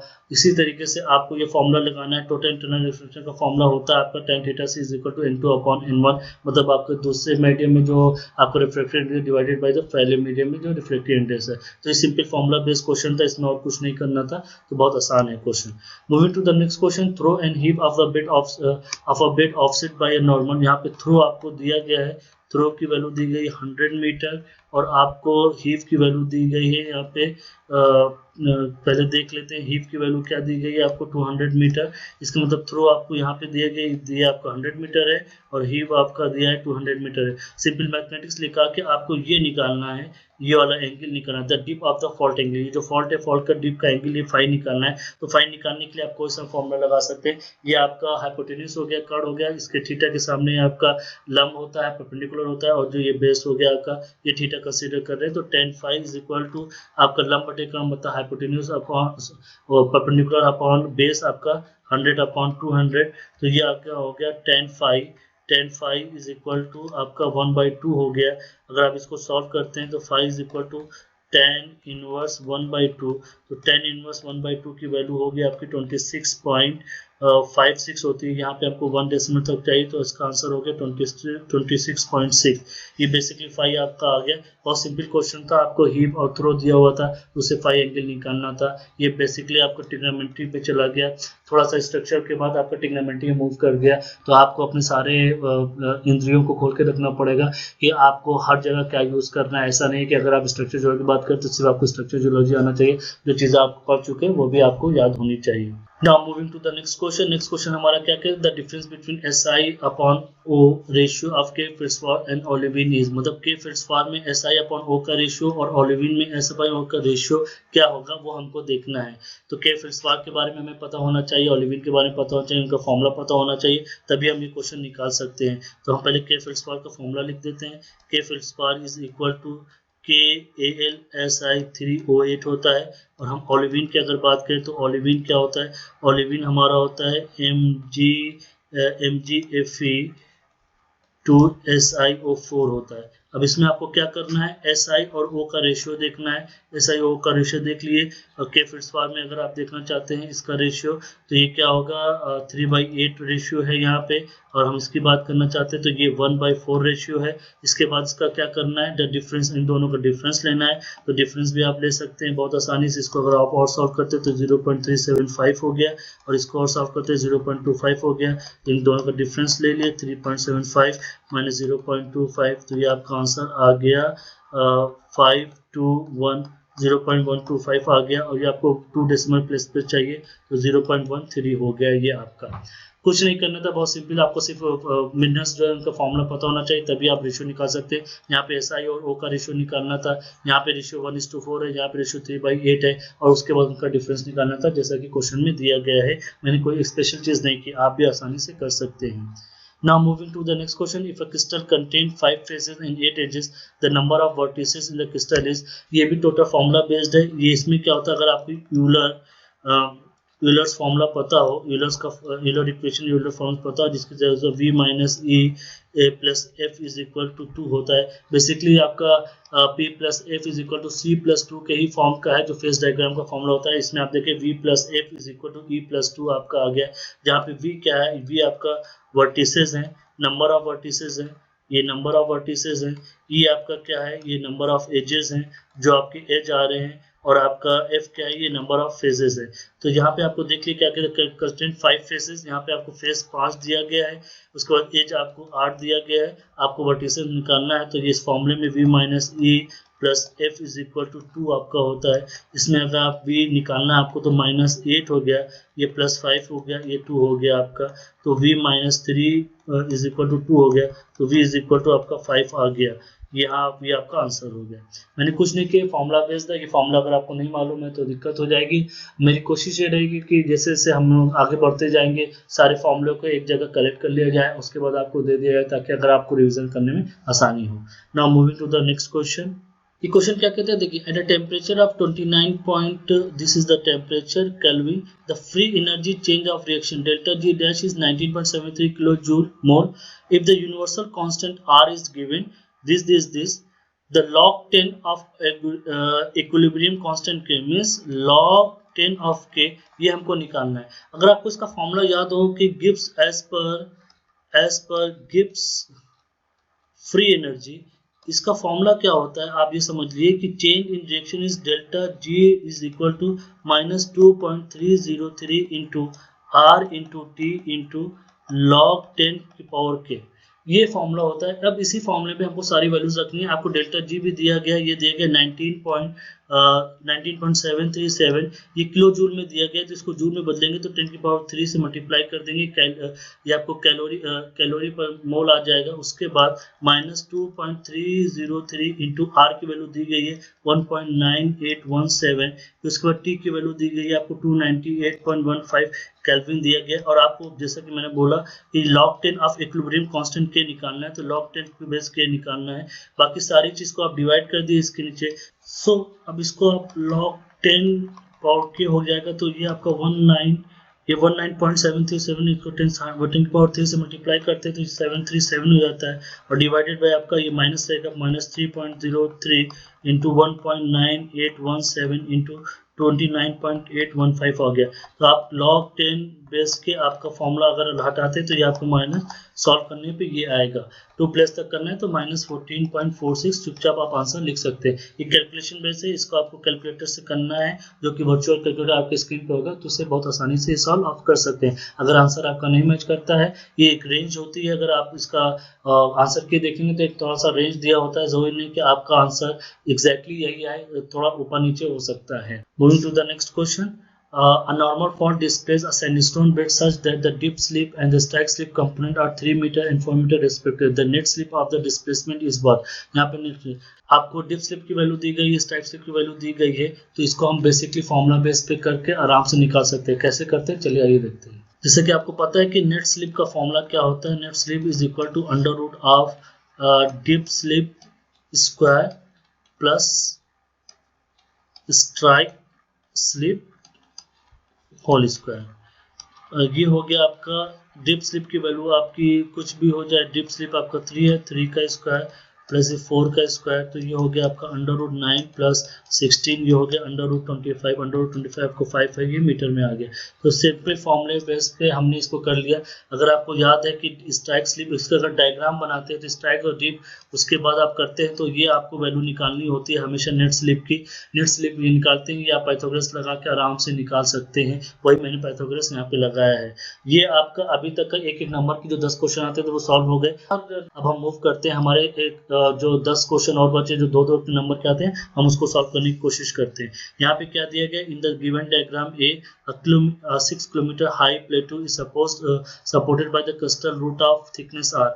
यहाँ पे रूट ऑफ थिकनेस आर से सपोर्ट है, the system is in isostatic as per. यहाँ पे देखिए एरे हाइपोथेसिस की बात की गई। मैं इसको एम्फेसाइज क्यों कह रहा हूँ कि अगर हमारे पास स्प्रेड हाइपोथेसिस की बात करते हैं तो हमारा फॉर्मूला जो होता है इक्विलिब्रियम का, आइसोस्टेटिक का दूसरा होता है और एरिया के लिए दूसरा होता है, तो हमें दोनों फॉर्मूला याद करने हैं और जिस मेथड से पूछा गया उसी मेथड से हम सॉल्व करेंगे। तो हम एरी हाइपोथेसिस या एरी मेथड की बात करें तो उसका फॉर्मूला आर रूट होता है h rho c upon rho m minus rho c. इसका क्या मतलब है ये समझ लिए।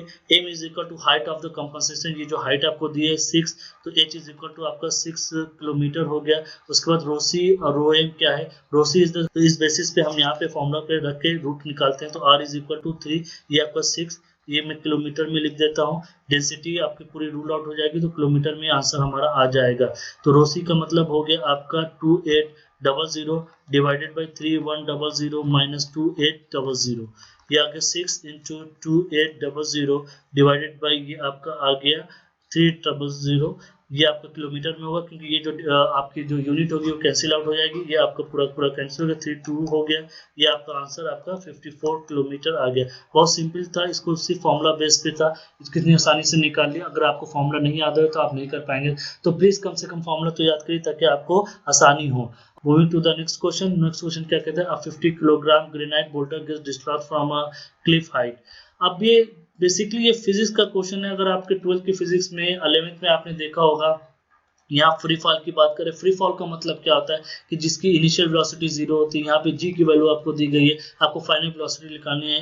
यहाँ पे ग्रेनाइट के बोल्डर से कोई मतलब नहीं है कि कोई भी ऊपर से आ रहे, क्योंकि यहाँ पे फ्रिक्शन की बात ही नहीं करेंगे। यहाँ पे फ्रिक्शन की वैल्यू अगर देते हैं, यहाँ फ्रिक्शन की बात नहीं करें, इसका मतलब फ्रिक्शन लेस है, वहाँ पे एयर का कोई रेजिस्टेंस नहीं ना। अगर ये फ्रिक्शन की बात करते हैं तब हमारे पास वो ग्रेनाइट बोल्डर का जो वेट दिया है उसका कुछ महत्व होगा। तो हम सिंपल जो हाइट से ये ड्रॉप किया जा रहा है, हम ड्रॉप का फॉर्मूला लगाते हैं। वो फॉर्मूला क्या होना चाहिए, आपको पता है, v square equal to u square plus 2gh होना चाहिए।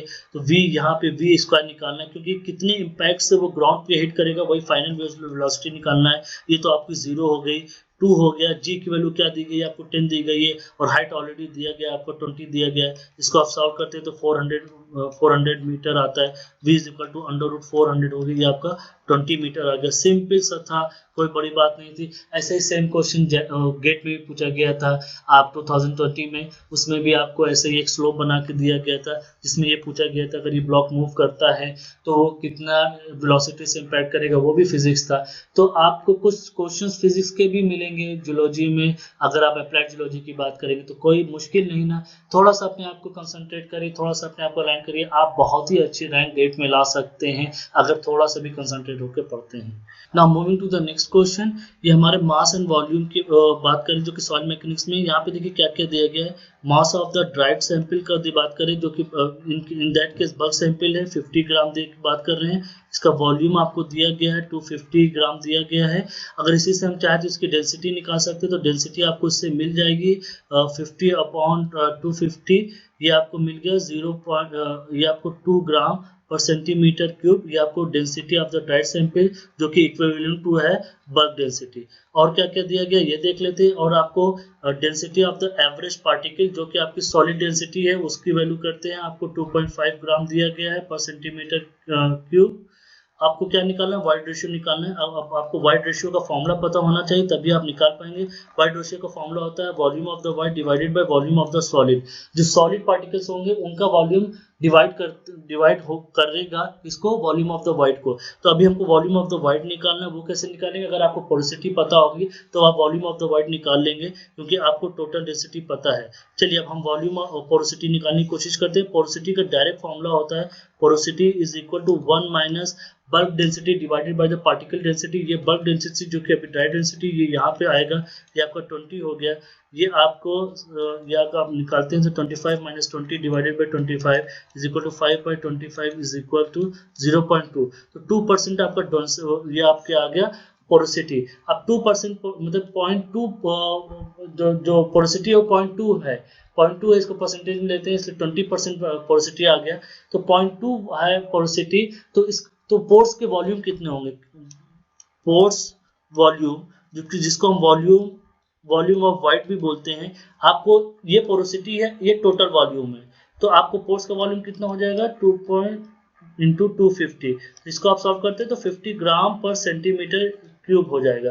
अब आपको ये टोटल वॉइड्स दिए गए हैं, मतलब टोटल जो सैंपल है उसका वॉल्यूम है, ये आपके पोर्स का वॉल्यूम हो गया। तो जो सॉलिड पार्टिकल बचे, पोर्स के वॉल्यूम हटा दीजिए और टोटल वॉल्यूम से पोर के वॉल्यूम हटा देंगे तो जो वॉल्यूम बचेगा वो सॉलिड का वॉल्यूम होगा। तो सॉलिड का वॉल्यूम आपका 200 हो गया। तो वाइड रेशियो कितना हो जाएगा आपका, यहाँ से हम ले लेते हैं वाइड रेशियो कितना हो जाएगा। Void ratio is equal to 50 upon 250 minus 50, क्योंकि इस बल्क वॉल्यूम में से हमने आपके पोर्स वॉल्यूम को हटा दिया, तो 50 अपॉन 200, तो ये आपका कट गया, ये आपका आया, ये परसेंटेज में होता है तो 100 हमने कर दिया, ये आपका 2 हो गया, ये आपका 5 हो गया, तो ये आपका बेसिकली 25% आ गया। तो हमारा आंसर हो गया 25। चलिए moving to the next question. ये आपका स्ट्रक्चरल जियोलॉजी से रिलेटेड है, बहुत ही इंटरेस्टिंग क्वेश्चन है। इसमें क्या दिया गया, the geological map show the contact between sandstone. ये सैंडस्टोन है, ये लाइमस्टोन, इनके कांटेक्ट यहाँ पे शो कर रहे हैं। ये आपका कांटेक्ट है, यहाँ पे आप देख सकते हैं। और उसी के साथ साथ अगर ये कांटेक्ट है तो ये स्ट्रक्चरल कंटूर बनाएगा, जिसको आप अगर स्ट्राइक की बात करें तो इससे आप स्ट्राइक निकालते हैं और डिप भी निकालते हैं। अगर आपने थोड़ा सा जियोलॉजिकल मैप पढ़ा हो तो उसमें यूज होता है, और उसी को यूज करके हम यहाँ पे निकालेंगे कि डिप की जो डिप अमाउंट है उसके बारे में बात करेंगे। क्वेश्चन पूरा पढ़ लेते हैं। The dotted curve, the two dotted curves are the contour. ये आपके 400 कंटूर्स हैं, ये वाला 400 है, इसका मतलब ये 400 स्ट्राइक हो गया और ये आपका 500 स्ट्राइक हो गया। The difference between the dip angle of the contact surface along A B and A C. जो ए बी और ए सी के अलोंग जो डिप एंगल निकलेगा उसका हमको निकालना है। अब यहाँ पे देखिए ये आपका 300 मीटर डिस्टेंस कवर कर रहा है, ये 200 मीटर डिस्टेंस कवर कर रहा है। मतलब ये डिस्टेंस आपकी हो गई और ये आपका कॉन्टूर इंटरवल हो गया। कॉन्टूर इंटरवल आपका 100 ही रहेगा क्योंकि ये 500 और 400 है। और इसको और कैसे सॉल्व करते हैं वो देखते हैं।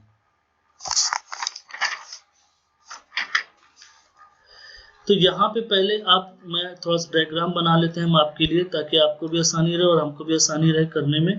यहाँ पे आपका ये ए बी हो गया और ये डी हो गया, ये ए बी और ये एक लाइन अलग से खींचे हमने, ये डी हो गया, ये आपका ए हो गया, ये सी हो गया और ये डी हो गया। ये डिस्टेंस आपकी 300 हो गई, ये डिस्टेंस आपकी 200 हो गई, और ये जो बी और डी का डिस्टेंस है ये वाला, इसकी बात करें ये मतलब स्ट्रक्चर कंट्रोल, ये आपकी हमेशा 100 ही रहेगी, ये 100 ही रहेगी। ये केस 1 है हमारा और ये केस 2 है हमारा। तो चलिए एक एक करके सॉल्व करते हैं दोनों केसेस को। केस 1 की बात करें तो केस 1 का मतलब क्या हो गया, यहाँ पे ये हमको एंगल चाहिए अल्फा, यही अल्फा हमको देगा, आपको क्या कहते हैं, चलिए इसको बीटा कर देते हैं। यही हमको देगा कि आपका कंटूर इंटरवल क्या है। बेसिकली अगर आप देखेंगे तो ये ट्रिग्नोमेट्रिक के क्वेश्चंस की तरह हो गया। ये आपका ये अगर अल्फा है, ये एंगल है, एंगल के सामने हमेशा हमारा परपेंडिकुलर लंब होता है, और ये आपका हाइपोटेन्यूज हो गया क्योंकि 90 डिग्री है, तो ये बेस अपॉन हाइपोटेन्यूज हो गया। तो हम tan अल्फा फिर से लगाते हैं, tan alpha is equal to 100 upon 200। और केस 2 के लिए अगर ये केस 1 की बात हो गई तो ये हो गया आपका 100 अपॉन 200, और केस 2 की बात करें तो ये हो गया आपका 100 अपॉन 300। तो अगर हम इसको सॉल्व करते हैं अल्फा के लिए तो ये हो गया tan इनवर्स 1/2, और इसको हम सॉल्व करते हैं तो ये हो गया tan इनवर्स 1/3। इसको सॉल्व करने पे हमको जो मिल रहा है वो है 26.57 अगर आप अल्फा की बात करें, और यहाँ पे अगर हम बीटा की बात करें तो बीटा हमको मिल रहा है यहाँ से 18.43। अब इसके बाद आपको क्या कहना है, the difference between the dip angle of the contact A B. इसका डिफरेंस क्या होगा, बहुत सिंपल है, 26.57 माइनस 18.43। अब आप इसको सॉल्व करते हैं तो 8.14 आपका आता है। बेसिकली कुछ नहीं था, अगर आपको याद हो डिप कैसे निकालते हैं तो आपको पता होना चाहिए कि जो डिस्टेंस होता है, जितना डिस्टेंस आप मैप में ट्रेवल किए divided by the contour interval, basically ये होता है distance divided by the contour interval. दोनों के केस में कॉन्टूर इंटरवल 100 ही है, वहाँ रहेगा भी 100। ये आप क्योंकि आप दो स्ट्राइक लाइन के बारे में बात कर रहे हैं, बट यहाँ पे एक डिस्टेंस 200 मीटर ट्रेवल की गई, एक दूसरी 300 मीटर ट्रेवल करिए, तो दोनों में अलग अलग आपको एंगल मिलेगा, क्योंकि एक आपका डिप ट्रू डिप एंगल होगा, और उसके बाद ट्रू डिप के अलावा जितनी भी डिप एंगल होगी वो आपकी अपरेंट डिप एंगल होती है, वो आप भी जानते हैं। Moving to the next question, a tabular ore body of 9 kilometre square area and average thickness of 9 metre has a density of the tonnage of the ore body is. यहाँ पे हमें टनेज निकालना है, इसका फॉर्मूला होता है, वो formula आपको पता होना चाहिए, मैं फॉर्मूला आपके लिए लिख देता हूँ। टनेज का जो फॉर्मूला होता है यहाँ पे आपको, अगर मेटल की बात करते हैं तो मेटल इंट्रोड्यूस होता है, अगर मेटल की बात नहीं करते तो डायरेक्टली फॉर्मूला आपका होता है A into T into density of the ore body. A और टी क्या है, ये वॉल्यूम ऑफ द बॉडी होता है। अगर आप यहाँ पे और में ये दिया है कि मेटल कंटेंट की बात करें तो यही फॉर्मूला कन्वर्ट होकर इसमें मेटल कंटेंट भी आ जाता है, बट चूंकि यहाँ मेटल कंटेंट की बात नहीं की तो हम सिर्फ टेनेज की बात करते हैं। तो टेनेज हमारा हो गया volume, basically tonnage is the mass, sometime mass, और बॉडी का वॉल्यूम नहीं दिया हो तो एरिया और थिकनेस दी हो तो डेंसिटी हो गया आपको बेसिकली वही दिया गया है, नहीं तो आप वॉल्यूम लिख सकते हैं 9 इंटू 9 इंटू डेंसिटी आपका 3000। अब आप ये भी समझ लीजिए कि जो एक मीट्रिक टन होता है, एक मीट्रिक टन जो होता है उसका फॉर्मूला होता है 1000 kg। ये याद रखिएगा, ये आपको फायदा करेगा अभी। तो अभी हम इसको और सॉल्व करते हैं, या अगर आप सॉल्व करते हैं तो आपका फॉर्मूला होता है 243 1 2 3। अभी यहाँ पे समझ लीजिए किलोमीटर स्क्वायर है, ये किलोमीटर स्क्वायर में है, ये आपका मीटर में है, तो किलोमीटर स्क्वायर को मीटर में जब कन्वर्ट करेंगे तो हमारे पास आता है करीब करीब 10⁶ मीटर स्क्वायर। ये मीटर स्क्वायर में कन्वर्ट हो जाएगा, फिर आपकी सारी यूनिट बराबर हो जाएगी। तो ये आपका हो गया 243,000 इंटू 10⁶। अब आप ये आपको जैसे मैंने बताया ये आपको किलोग्राम को टन में बदलने का हो जाएगा, तो 243 इंटू 10⁶ ये टन हो गया। ये आपका यहाँ किलोग्राम में हो गया था, ये अभी आपका टन में हो गया। जब ये टन में आ गया 10⁶ टन का मतलब क्या हो गया आपका, ये मिली टन हो जाएगा। तो 243 आपका आंसर हो गया मिलियन टन। तो आप यहाँ पे आंसर क्या लिख सकते हैं, यहाँ पे 243। तो यहाँ पे यूनिट का खेल है, आप यूनिट आपको अच्छे से पता होनी चाहिए, कन्वर्जन भी पता होना चाहिए कि एक टन में आपका 1000 किलोग्राम होता है और 10⁶ किलोग्राम और 10⁶ ton is equal to 1 million ton होता है। अगर ये यूनिट नहीं आता है तो थोड़ा सा आपको दिक्कत आएगी इसको सॉल्व करने में। Moving to the next question, assume that the orbit of the Earth is a circle of radius 150 into 10⁶ kilogram. The gravitational constant g की वैल्यू दी गई, अगर आपको याद हो फिजिक्स के 11th का आपको दिया, ये ऑर्बिटल रेडियस दी गई है आपको, and the earth orbital velocity, earth orbital velocity v की बात की गई, वो भी दिया गया आपको। और ये आपको गिवन है, ये आपको g दिया गया है, ये ऑर्बिटल वेलोसिटी दी गई। The calculation of the mass of the sun हमको कैलकुलेट करना है, वो कैसे करेंगे वो देखते हैं। ये मैं आपको बता दूं, ये कोई आपके जियोलॉजी का क्वेश्चन नहीं है, ये सिंपल आपके फिजिक्स का क्वेश्चन है। अगर आपने फिजिक्स 11th में देखा होगा, अगर आपको याद होगा कि जो ग्रेविटेशनल फोर्स होता है, gravitational force is equal to G m1 m2 upon r square होता है, जो कि और उसके बाद आपका सेंटीमीटर फोर्स होता है जो F is equal to mv square upon r होता है। और आपको पता है कि ये ग्रेविटेशनल फोर्स से सेंटीमीटर फोर्स आता है, ये इसको डोमिनेट करता है, इसको या तो इक्वल करता है, तो इसके मतलब ये दोनों फोर्स आपके इक्वल है। तो हम g m सन m earth upon r square की बात करें तो m v square upon r जो कि अर्थ हो जाएगा आपका, तो ये r एक कट जाएगा, ये और ये कट जाएगा।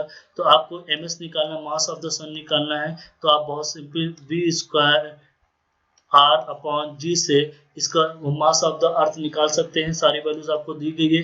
v की वैल्यू कितनी है आपकी 30 इंटू 10⁻³ का स्क्वायर इंटू r, रेडियस आपको कितना दिया गया 150 इंटू 10⁶, ये आपको किलोमीटर में दिया गया, तो मीटर में कन्वर्ट करेंगे तो 10⁻³ हो जाएगा, डिवाइडेड बाई g की वैल्यू आपकी है 6.7 इंटू 10⁻11। इसको अगर आप सॉल्व करते हैं तो सॉल्व करने के बाद जो आपकी वैल्यूज आएंगी वो आपका आंसर होगा। तो जब आप इसको सॉल्व करेंगे तो आपका आंसर आएगा 2.0239 इंटू 10⁻30 किलोग्राम आपका आएगा। सॉल्व करके देख लीजिएगा, अगर आंसर नहीं आता तो मैं आपको इस क्वेश्चन की शीट भेज दूंगा जहां मैंने कैलकुलेशन किया है, उसमें कोई दिक्कत नहीं है। ये आपको 2 डेसिमल प्लेसेस तक चाहिए तो आप लिख दिए 2.02, क्योंकि ये राउंड ऑफ होके भी 2.02 ही आएगा, ये आपका आंसर हो गया। ये सिंपल फिजिक्स का क्वेश्चन था, इसमें जियोलॉजी कहीं से भी रिलेटेड नहीं थी, तो थोड़ा सा आप 11th की फिजिक्स भी पढ़ सकते हैं ग्रेविटेशनल के लिए, थोड़ा मैग्नेटिक के लिए, तो आपको फायदा करेगा। Moving to the next question, ये प्योर जियोलॉजी का क्वेश्चन है, इसमें फिजिक्स नहीं है, ये आपके मिनोलॉजी की बात करते हैं। मिनोलॉजी में अगर आपको याद हो, मैंने पुराने लेक्चर्स अगर आप देखेंगे आप, जिसमें मैंने इसी तरह के क्वेश्चन सॉल्व किए 2019 में। आपको पता है कि जहाँ से मिनरल स्टार्ट होता है, यहाँ पे मिनरल सिचुएटेड है, ये जो आपका कॉर्नर है ये हमेशा 100% होता है उस मिनरल के लिए।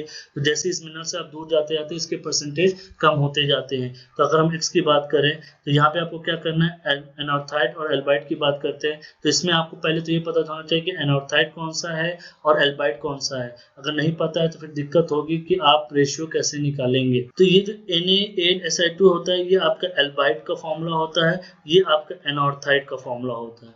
तो यहाँ पे आपको पता चल गया कि और अगर हम XAN की बात करते हैं तो ये हमारा ये XAL है, ये एल्बाइट है, और ये हमारा XAN है, एनॉर्थाइट है। ठीक है, कैल्शियम आपका जो कैल्शियम ये आपका कैल्शियम प्लेजिक्लेस जो है वो एनॉर्थाइट है, ये सोडियम प्लेजिक्लेस जो आपका एल्बाइट है। तो चलिए फिर देखते हैं XAN और XB, जो कि यहाँ पे X है, इसकी क्वांटिटी क्या होगी वो निकालते हैं। अब यहाँ से आपने मूव करना स्टार्ट किया, इस डायरेक्शन में आप मूव कर रहे हैं, ये आपका 2020 का इंटरवल है। क्यों कैसे देख लिए, क्यों मैंने आपको बताया ये 100 होना चाहिए, तो ये 100 है तो ये 0 होना चाहिए, तो ये आपका 1 2 3 4 ये 5 हो गया। तो डिवीजन 5 के हिसाब से ये आपका कितना होना चाहिए 80, ये आपका 60, ये आपका 40, ये आपका 20, ये आपका 0 हो गया। तो यहाँ पे जो NaL जो अल्बाइट था ये यहाँ पे आके 0 हो गया, ये अल्बाइट यहाँ पे आके 0 हो जाएगा। तो ये भी आपका कितना होना चाहिए 80, ये आपका 60, ये 40, ये 20, फिर 0। अब यहाँ पे हमको एल्बाइट चाहिए, तो एल्बाइट हम यहाँ मूव करें तो 1 2 3 4 4, तो यहाँ से हम 4 टाइम मूव करें, इसका मतलब आप इसको 4 मतलब 80 हो गया। तो 100 माइनस 80 मतलब 20, क्योंकि हम मूव करें तो ये आपका एक्स ए अल्बाइट जो हो गया ये 20% हो गया आपका। अब आप एनॉर्थाइड की बात करें तो एनॉर्थाइड 1 2 3, ये 3 के बाद आपका एनॉर्थाइड आता है और ये 4 के बाद आता है। 3 का मतलब 6 मतलब यहाँ पे 6 माइनस मतलब 3 का मतलब 60 माइनस करना पड़ेगा, क्योंकि आप मूव कर रहे हैं 100 से 60 हो गया। तो ये आपका एक्स अल्बाइट कितना एनॉर्थाइड कितना हो गया, ये आपका 40% हो गया। तो अभी आपको 40 और 20% हो गया। अभी आपको क्या निकालना है, द डिफरेंस। अब डिफरेंस निकालना है XAN माइनस XAB। तो XAN कितना है 40 माइनस 20, ये आपका 20% हो गया आंसर। अगर परसेंटेज हटाते हैं तो 0.2 आपका आंसर हो जाएगा। तो यहाँ पे आप आंसर लिख सकते हैं आराम से, चाहे आप 20% लिखिए चाहे 0.2 लिखिए, दोनों आंसर सही है, आपके नंबर नहीं कटेंगे। Moving to the next question, two vertical wells penetrate a confined aquifer are 200 meter apart. The water surface, यहाँ पे जो डिस्टेंस बोल रहे हैं वो एक्विफर की 200 मीटर है। The water surface elevation in these two, यहाँ पे आपको H1 and H2 की वैल्यू दी गई है। The discharge per unit area, यहाँ पे आपको डिस्चार्ज पर यूनिट एरिया दिया गया है, आपको 0.05 मीटर पर डे दिया गया है। यहाँ पे आपको हाइड्रोलिक डेल्टा H दिया गया, डिफरेंस कितना है आपका 35 मतलब ये 5 दे दिया गया आपको। उसके बाद आपको डिस्टेंस दे दी गई, डिस्टेंस मतलब L आपको दे दिया गया 200 मीटर। आपको डार्सी लॉ का फॉर्मूला पता होना चाहिए। डार्सी लॉ का फॉर्मूला क्या होता है, Q is equal to minus KA delta H upon L। तो डेल्टा H हमने निकाल लिया, N निकाल लिया, A नहीं दिया गया है। बट आप क्वेश्चन में देखिए आपको क्या बोला गया यहाँ पे, डिस्चार्ज पर यूनिट एरिया, मतलब पर यूनिट एरिया पे डिस्चार्ज बोला गया है। इसका मतलब Q अपॉन A की वैल्यू जो 0.5 ये दी गई है। तो माइनस K हो गया डेल्टा H अपॉन L हो गया। चलिए इसको सॉल्व करते हैं। 0.05 माइनस K, H की वैल्यू 5 हो गया, L आपका 200 हो गया। फिर से इसको और सॉल्व करने की कोशिश करते हैं। तो यहाँ पे आप देखेंगे K is equal to minus 0.05 into 200 divided by 5। यहाँ पे आप ये सब पूरा माइनस में है, तो ये आपका हो गया 0.01। इसको मल्टीप्लाई करते हैं तो ये आपका -2 आता है मीटर पर डे। तो यहाँ पे माइनस की जरूरत नहीं ना, वो डिस्चार्ज का मतलब होता है। तो आपका आंसर 2 न्यूमेरिकल वैल्यू आप 2 आराम से यहाँ पे लिख सकते हैं। Now moving to the next question. Next question भी आपका मिनोलॉजी से रिलेटेड है। बेसिकली ये सिलिमिनाइट, काइनाइट, एंडोल्सफाइड की बात कर रहे हैं। ये आपका मेटामॉर्फिक पेट्रोलॉजी में आता है। ये आपका फेज डायग्राम है जिसमें आपको P plus F is equal to C+2 का फॉर्मूला लगाना है। इसमें आपको पता है P फेज होता है, F आप डिग्री ऑफ फ्रीडम होता है, C कंपोनेंट होता है, 2 आपका इनवेरिएंट होता है कि जब प्रेशर और टेम्परेचर होता है, अगर दोनों में से कोई एक कॉमन हो तो P plus F is equal to C+1 लिख दिया जाता है। इस क्वेश्चन में क्या कह रहा है, इस क्वेश्चन में ये कह रहा है कि आपको X और Y पे जो डिग्री ऑफ फ्रीडम है उसका डिफरेंस निकालना है। तो यहाँ पे जो XF है और यहाँ पे YF है, इन दोनों का हमें डिफरेंस लेना है। तो उससे पहले हमको निकालना पड़ेगा कि X और Y पे डिग्री ऑफ फ्रीडम क्या है, पहले उसको निकालने की कोशिश करते हैं। अब आप समझ लीजिए कि जो फेज है यहाँ पे फेज समझ लीजिए। फेज से पहले कंपोनेंट के बारे में बात करते हैं, क्योंकि आपको लग रहा होगा ये 3 कंपोनेंट है, बट ऐसा नहीं है। आपको पता है काइनाइट हो चाहे सिलिमिनाइट हो चाहे एंडोल्सराइट हो, तीनों एक ही फॉर्मूला गवर्न करते हैं, Al2SiO5। आप तीनों को एक ही फॉर्मूले से रिप्रेजेंट कर सकते हैं। पहले हम कंपोनेंट को डिफाइन करते हैं। What is the component?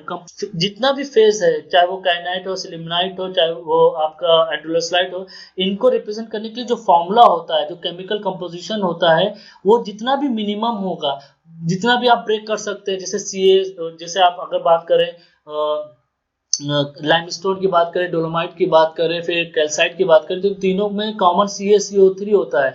तो उसमें आप मिनिमम नंबर ऑफ कंपोनेंट जो लेंगे वही आपका C होगा। इनके केस में इन तीनों को हम Al2SiO5 से रिप्रेजेंट कर सकते हैं। तो हमारा जो कंपोनेंट हर केस में 1 होगा। अब फेस की बात करते हैं। जब हम X की बात करते हैं तो यहाँ पे फेस कुछ और होगा, यहाँ पे फेस Y में फेस कुछ और होगा। तो दोनों पे अलग अलग फेस होगा। तो हम देख लेते हैं एट पॉइंट X अगर हम बात करते हैं तो हमारा फॉर्मूला है P plus F is equal to C plus two. तो यहाँ पे फेस क्या होगा, उससे पहले कंपोनेंट की बात करते हैं। फेस देखिए यहाँ पे x में क्या होगा, x में फेस हमारा 1 होगा, क्योंकि यहाँ पे सिर्फ एक ही चीज है, काइनाइट है, तो 1 फेस है हमारा। अब यहाँ पे 1 plus F is equal to 1 plus 2, तो यहाँ पे f इज इक्वल टू आपका 2 आ गया। अब हम यहाँ पे एट पॉइंट y बात करते हैं, तो y पे p plus F is equal to C plus two. अब यहाँ पे देखिए y पे क्या कौन सा फेस है, यहाँ पे काइनाइट भी है, सिलिमिनाइट भी है, एंडोस्लाइट है, क्योंकि ये यूटेक्टिक पॉइंट है। यूटेक्टिक में आपको तीनों मिनरल्स, यहाँ पे तीनों फेस मिलेंगे, तो यहाँ पे फेस आपका 3 है और डिग्री ऑफ फ्रीडम निकालना है, कंपोनेंट 1 है, ये 2 है, तो ये आप अगर करते हैं तो f इज इक्वल टू 0 आ जाएगा। तो अगर हम डिफरेंस की बात करें, degree of freedom at x minus degree of freedom at y is equal to 2 minus 0 is equal to 2 आ गया आपका आंसर। तो आपको ये अच्छे से पता होना चाहिए कि आपको फेस डायग्राम में डिग्री ऑफ फ्रीडम कैसे निकालनी है। ये आपका ट्रिपल पॉइंट था, जिसको यूटेक्टिक पॉइंट भी बोलते हैं। यहाँ पे आपका तीनों फेस आ रहा है, इसलिए यहाँ पे P हमारा 3 था, क्योंकि यहाँ पे सिर्फ एक ही कैनाइट है, तो यहाँ पे P हमारा 1 है। इसी वजह से हमारा यहाँ पे डिग्री ऑफ फ्रीडम 2 निकली है और यहाँ पे डिग्री ऑफ फ्रीडम 0 निकली है। इसका हो सके तो आप अगर जेडी विंटर पढ़ते हैं तो उसमें थोड़ा डिटेल में इसका एक्सप्लेनेशन दिया, अगर नहीं दिया है तो अपना मेल आईडी मेरे कमेंट बॉक्स में ड्रॉप कर दी, इससे रिलेटेड मैं आपको मटेरियल शेयर कर दूंगा। आज का हमारा लास्ट क्वेश्चन है, इससे हमारा नेट का 2019 के क्वेश्चंस खत्म हो जाएंगे और टोटल 2019 जेम में जितने भी क्वेश्चन पूछे गए वो सीरीज भी खत्म हो जाएगी। तो हमने अभी तक 2 साल के पेपर को कंप्लीट कर दिया, 2020 और 2019। तो हमारा आज का आखिरी क्वेश्चन है, चलिए इसको देखते हैं इसको कैसे करना है। The core and the ring composition of the garnet are FeO 0.75 Ca 0.9 manganese. This is the formula of this garnet core and rim. The difference, the more fractional spectrum between the core and the rim is, क्या होगा स्पेक्ट्राइन जो है यहाँ पे हमारा ये जो garnet mineral है, इसका जो मोर फ्रैक्शन जो होगा कोर एंड रिम में वो क्या होगा वो देखना पड़ेगा। उससे पहले आपको क्या देखना पड़ेगा कि जो गार्नेट का फॉर्मूला होता है और कितनी तरह गार्नेट होता है, वो उसके बाद ही इसको हम सॉल्व कर पाएंगे। आप पहले ये समझिए कि ये जो गार्नेट का फॉर्मूला होता है, गार्नेट का फॉर्मूला जो होता है वो X3Y2Si43 होता है। तो इसमें या तो फिर इस तरीके से भी लिख सकते हैं X3Y2Si3O2 है, इस तरीके से भी लिख सकते हैं। अब यहाँ पे जो ये X कैटायन है, ये जो आपका कैटायन X होता है ये हमेशा डाइवैलेंट होता है आपका, और जो Y कैटायन होता है ये आपका हमेशा ट्राइवैलेंट होता है, ये आप समझिए। उसके बाद हम बात करें गार्नेट की, तो गार्नेट आपका बेसिकली 2 टाइप्स के अभी तक तो होते हैं आपको। ये आपका पैरल्सपाइट एंड ये आपका होता है उगरेंडाइट, ये आपके इसमें होता है। ये इसमें फर्क क्या होता है, इसमें जो Y होता है और इसमें जो X होते हैं, इसमें Y बेसिकली ऑलवेज Al3+ के फॉर्म में होता है और X जो होता है Ca2+ के फॉर्म में होता है।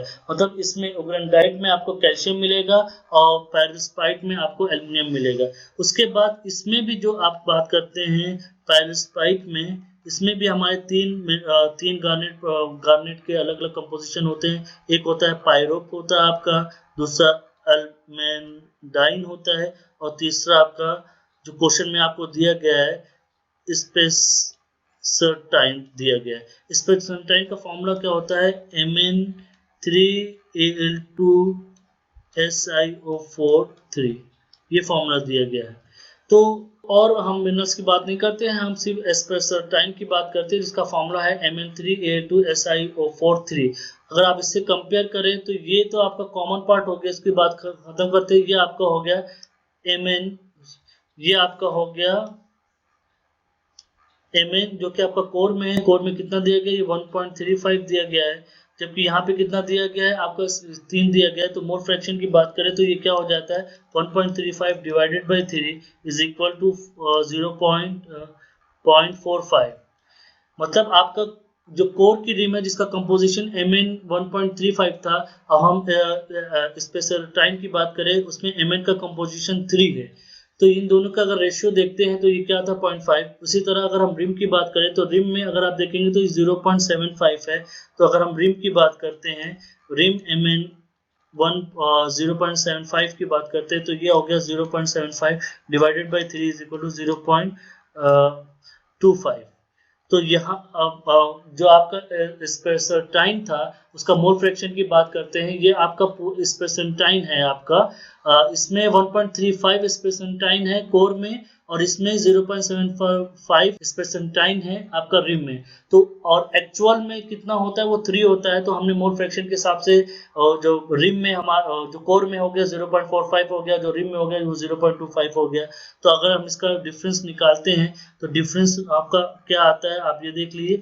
डिफरेंस हमारा आता है 0.45 माइनस 0.25 इज इक्वल टू 0.20। तो ये हमारा आंसर हो गया, कोई बहुत बड़ी चीज नहीं थी, फॉर्मूला बेस्ड था। 2019 के नेट में ये देखा गया है कि उन्होंने बहुत एम्फेसिस दिया है फॉर्मूला बेस्ड क्वेश्चंस पे। उन्होंने बहुत से मिनरल्स के फॉर्मूला पूछे हैं, तो आपको थोड़ा सा मिनरल का फॉर्मूला भी याद होना चाहिए अच्छी रैंक लाने के लिए।